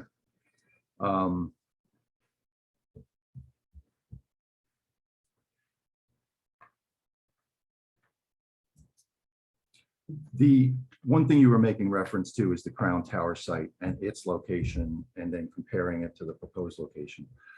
Yes. Do we know when the Crown Tower site was constructed? It may have been before the ordinance.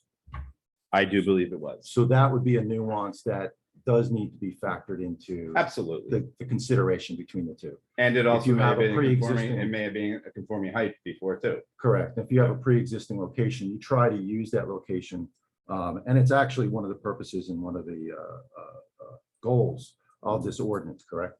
Yes, Is but to it use was also, I co-location. think, illustrative, just as, show how that they both have comply more with some setback requirements under the ordinance and some less, depending which direction we're going. Okay, I just wanted that to be clarified. You didn't do a simulation, or do you have photographs? And I know this came up during our review of the adjacent Lot 20 site and the visibility of the tower. Did you have any photographs at that time? No, I didn't. Okay. The closest one would be the Myrtle Ave Right. photo. I just recently found out about that approval. on- Yeah, I suspected that. I just wanted to see if you had any photographs. I know sometimes you, when balloon flights are happening, you'll take multiple angles and see which ones are the best ones. Just wanted to know if that was available for the board's information. So the closest is. Yeah, the is closest Myrtle would be, and I and West think that Crescent. would be very similar situation, because we're just down the road a little bit there. Okay. Also in the simulation of, bear with me as I get to the right page. It seemed to be puzzling to me. There's one that's taken from Crestwood Park. Yep. Sorry, these aren't numbered, but I'll try to get the right one. Said by the tennis court. So view from Crestwood Park by Lake parking lot. Yep. And it seems that the tower looks substantially taller than the pre-existing Crown Castle tower. Yes, it Is does. there a reason for that? And I'm sorry, I don't have a view of the aerial to get an idea of the frame of I see reference to that. I see which one you mean. I'm trying to figure out if there's a deficiency in the simulation or if there is, because it seems like a lot higher than the Crown Castle. If the Crown Castle is even closer to your point of view. No, they're actually they're pretty close. Okay. Yeah, it's the same distance where. You see what I mean? Yeah, As no, far as that yep. change of Mhm. difference, and you flew a balloon, and so therefore that should be the telltale. Yeah. That gives you the height difference. So yeah, I think it's just the height difference of the tower and. Could be perspective. Yep. Could be A little bit of lens or perspective. something else, right? Perfection. Okay. All right. I don't think that gets us anywhere otherwise, so. Some of the purposes of the setbacks, you talk about there's no impact to the negative criteria or minimal impact to the negative criteria, but not substantial. Under that analysis, you look at what are the purposes for these setbacks. If you can just touch on that from a planning standpoint, why would the ordinance have this criteria in it? And why this isn't a substantial impact to that, to those features, such as the offset to residential zones, offset to another tower, things of that nature. Well, obviously it offsets to other towers are normally designed to avoid having two towers in close proximity. Right. There's no Or twin towers. There's no question about that. I actually, like I said, I actually thought 1,500 was kind of close. You almost want them to keep them farther away. That's actually a low number in terms of tower separations. Your primary impact from having two towers is more visibility, and that's why you would want them spread out as much as possible. Okay. But once again, this is I think a very unique situation, and fact that we're being able to use, as you see in some of the photo simulations, we do have very limited wooded area around here, and the fact that we're up along the train tracks in the park property where there is some vegetation on the other side of the tracks, I think it is almost, I don't want to say a benefit, but I still believe that this is the best location on the property from that perspective as well. So it's more of an issue of balancing. Yes. Between impacts and Yep. benefits. And I'm willing to, say that I would rather have a reduced setback somewhere else to provide the maximum, almost mitigation. Because if we were anywhere out front or over on lot one, there's no trees over there. So. In the purposes of the ordinance and some of the criteria that it outlines, it talks about aesthetic impacts and talks about types of towers. Yes. It talks about whether the pole will be a galvanized pole or possibly a tree pole. Has that been explored at all for purposes of the board's information? I'm not sure that's going to provide any benefit here, but usually it's for context and relationship to the surroundings. Has that been explored, or your thoughts on that? Well, I mean, your ordinance does require it to be a galvanized pole, so it'll definitely be galvanized. Yes, I think the use of a tree pole needs to be in the right context. While this location on the forest property does provide us some vegetation along the train tracks and on the other side of the park property, I certainly don't know if there's enough context that I'd be comfortable recommending a concealment type tree structure, especially we are in the, an industrial zone, but if the board thought that was the most appropriate, I certainly would have to consider it. Okay, I just offer that for the board. That is a provision within your ordinance to be considered. And so that's something, if you wanted to explore that, we could. In addition to that, we talk about that separation requirement from poles. And I'm not sure if this is your expertise or not, or if there's experience here. Is there an issue of between poles interference between poles from the standpoint of antennas facing another antenna and the proximity of those? I think it's, you don't have it till we get closer than this. It has to be Yes, it has closer. to be close. Okay, and maybe your RF engineer could substantiate that for the board. I just wanted to probe Right. that from the All right. standpoint of why that's. Well, they cross or something. Right. And if that's going to create any future issues for consideration at this point. He's analyzing the other two properties right now. I got him on a homework assignment. Get a clear answer on those. I appreciate that. Thank you. And I know the board is trying to cover that.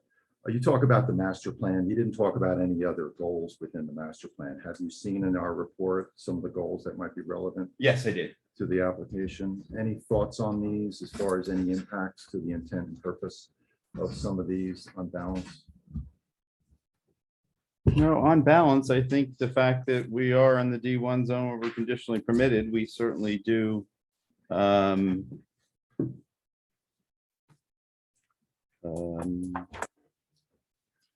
We do have that in our, to our advantage under most of them.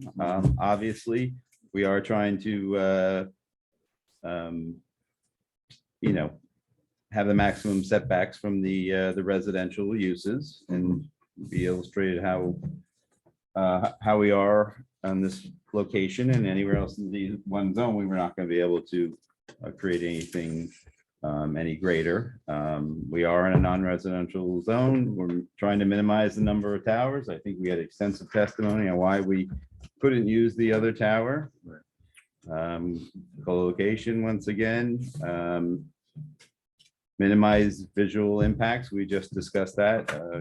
The wireless ordinance does require the galvanized steel. If the board has other ideas on camouflaging, we certainly would consider that.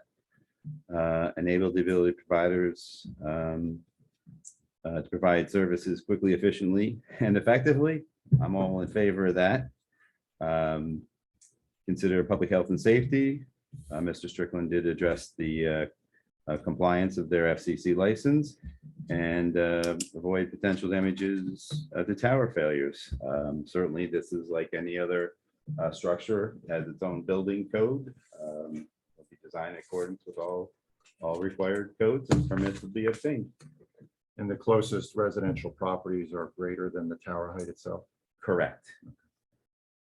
Towers at 180, and I think we determined now that the closest property line is 315 on lot 20. So there's no residential property within the height of the tower. And I think you identified, didn't necessarily state it specifically, but your testimony was based on the C2 balancing test? Yes. Okay. Flexible C2 analysis. Okay, thank you. No further questions for this witness. One thing I do want to know is if this other analysis provides any other locations for consideration of the board. And I can also address any other questions the board may have on this. Okay. Thank you. Thank you. Mike, you have anything? Nothing at this time. I'll open it up to the public. Just to close that base off, hearing and seeing none, I'll bring it back to the board.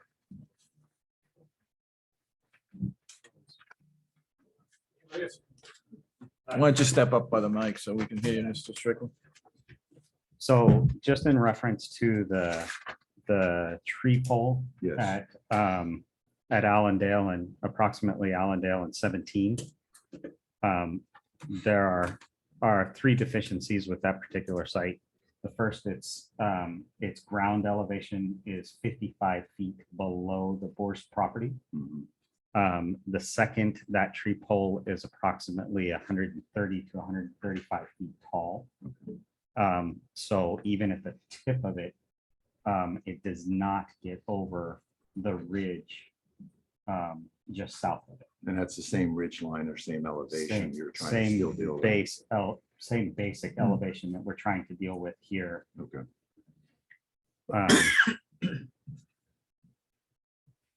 And then the other property, industrial property along, the third thing, my apologies, on the tree pole. The third issue is that it is sufficiently far enough east as to be a detriment to our latency requirements for the communication between the two data centers.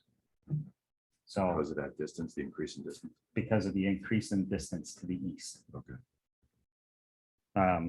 The other industrial property has a similar detriment to latency.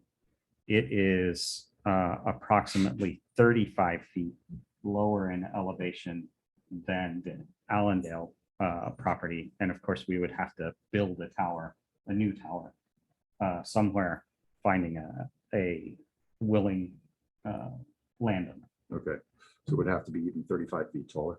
Would have to be at least 35 feet tall. Not having the detailed analysis, that's a rough approximation. It could wind up even needing to be 50 feet taller as an example. Okay.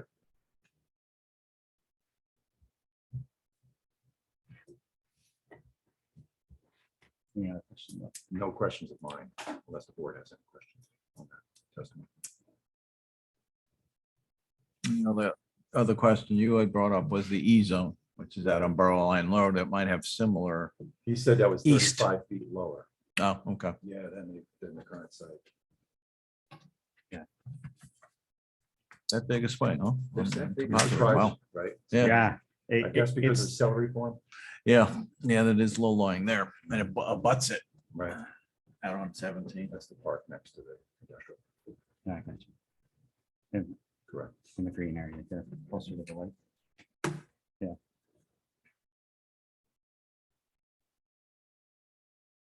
Mike, did you have anything? Yeah. Okay, thanks for following up. No problem. Chairman, the one thing I still see is whether or not the borough has any other interest. Yeah, that's You Mike. know, I know emails have been rendered.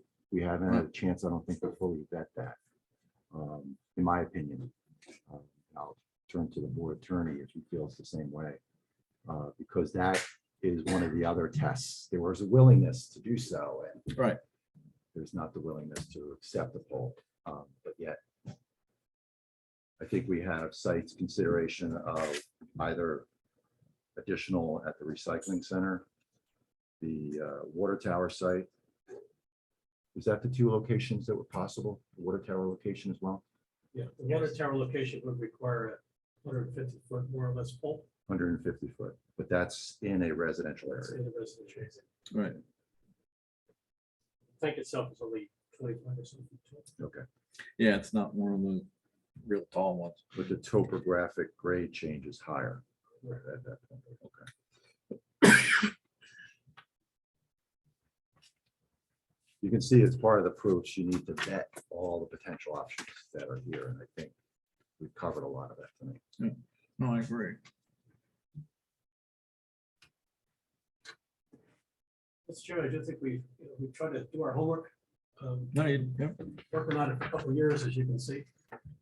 Trying to initially work with the obvious choice, Crown Tower on the municipal property.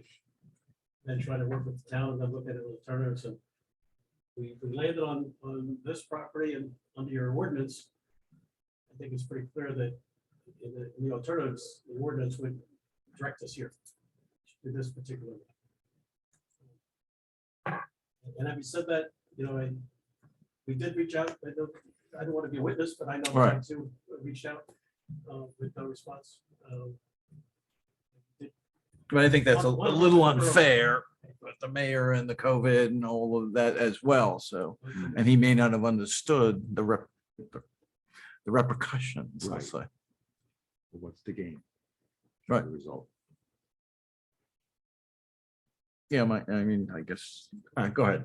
And I guess the other old issue with that is from a zoning perspective, would either of those properties be superior?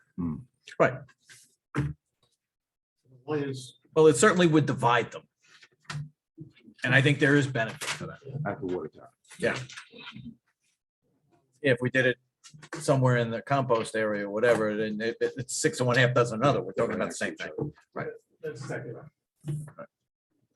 Water tower, moving it away a little bit, but now you are in a neighborhood. Right. It does have trees around it, but you're more in a neighborhood. We'll hear from the neighbors. Understood.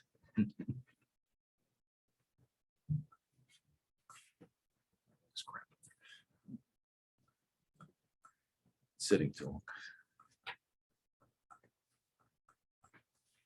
I'm not sure if the board has any further questions of us. I don't know whether the board would give us kind of a straw poll as to whether we should ask for a vote tonight or whether we Right. should wait for the Patriots to show up and vote. I guess We're here tonight. your dilemma is you need 5 affirmative votes. I Is that I need right? all 5 of you to say yes. So Right. that's That's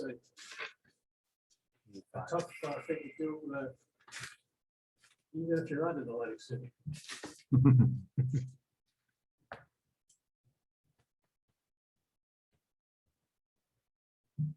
Otherwise, we do what? We would delay until next month and Delay get the other two order guys order the to transcripts and ask them to. weigh in. Yeah, they could listen to the tapes, Mr. Kistner and Joe. Joe. Delavatio. Yep. I think that the next meeting we have, that next Wednesday meeting, myself and Mr. Kistner will not be here. Oh, is that the League of Municipalities? That's the League Not of on Municipalities. Wednesday, it's gonna be on Monday. Monday. Although we did move it. Yes, We the moved it Monday to meeting Monday. will be here. Yeah. That's Okay. what we were planning for, yes. Thank you for that. We completely forgot about that.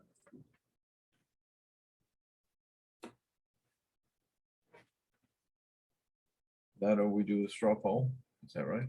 Or- You could just kind of, everyone could give their kind of thoughts, or if they wanted to say that, hey, I need to kind of digest this a little bit. There's a lot. of it. That it does seem that there's a lot There's a lot.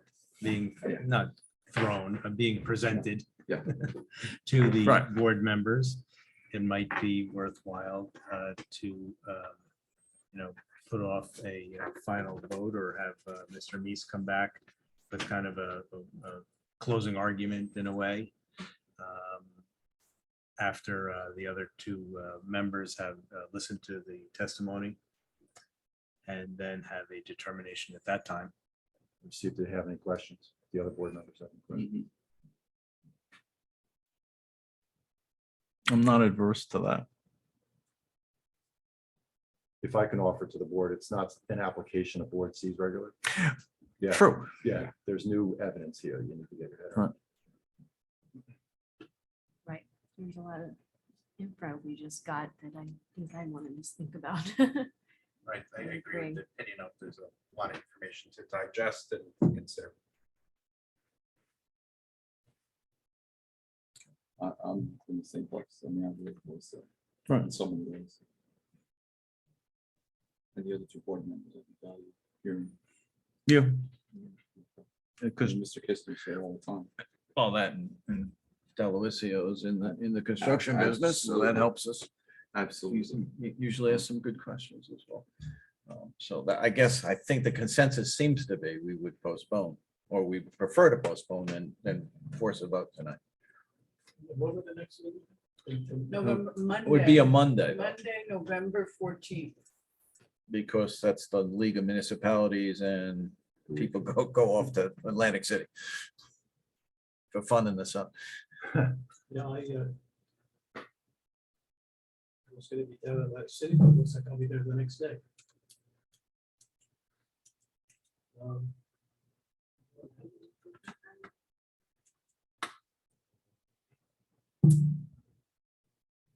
We'll see you on the 14th. Okay, Thank you. Linda, what we can do is maybe put them on first.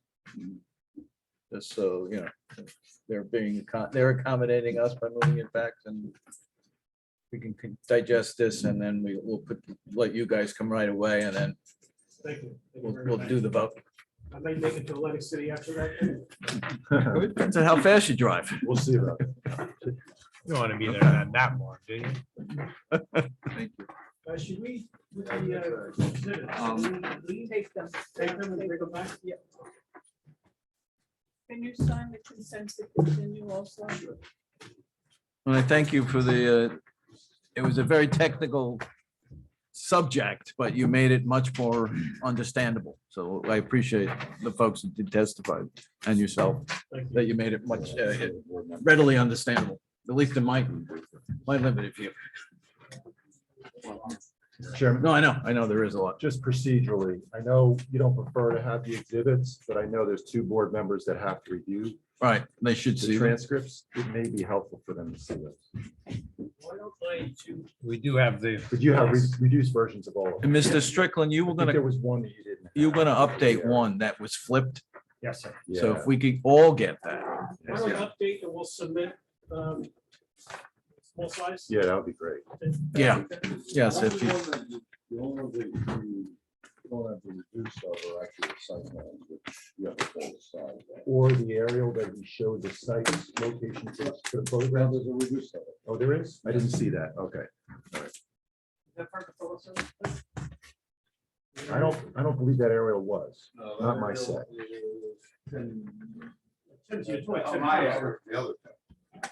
See what I'm saying? Jim Cronk's area. Yes, correct. Right. If you can submit a reduced version of that, that'd be great. So the board members can see where the photographs were.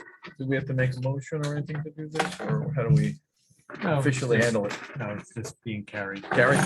Make an announcement to the public that it's being carried to the. Right. yes, At 7 PM. No need to renotice. 7:30. 7:30. Or 7:30. No, no need to renotice. No need Correct. to renotice. Correct.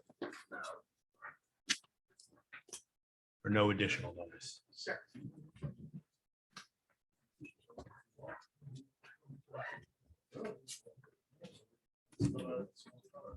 Yeah, it is. Okay. I'll open it to the public for general comments. Hearing and seeing none, I'll bring it back. And any other business to be discussed? I'm sorry. Mike Freeland has Just business. that we've been discussing escrow amounts. Okay. I think Linda's gonna make a suggestion for the clerk. Something, some action to be taken by the government by fee schedule, increase the escrow. Well, for applicants? Is that- Okay. Thank you, sir. Thank you all.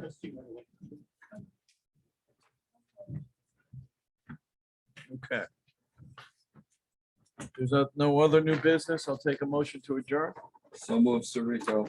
Second, I'll second. Melissa, all in favor? Aye. Opposed? And the meeting is adjourned. Just make it. Right.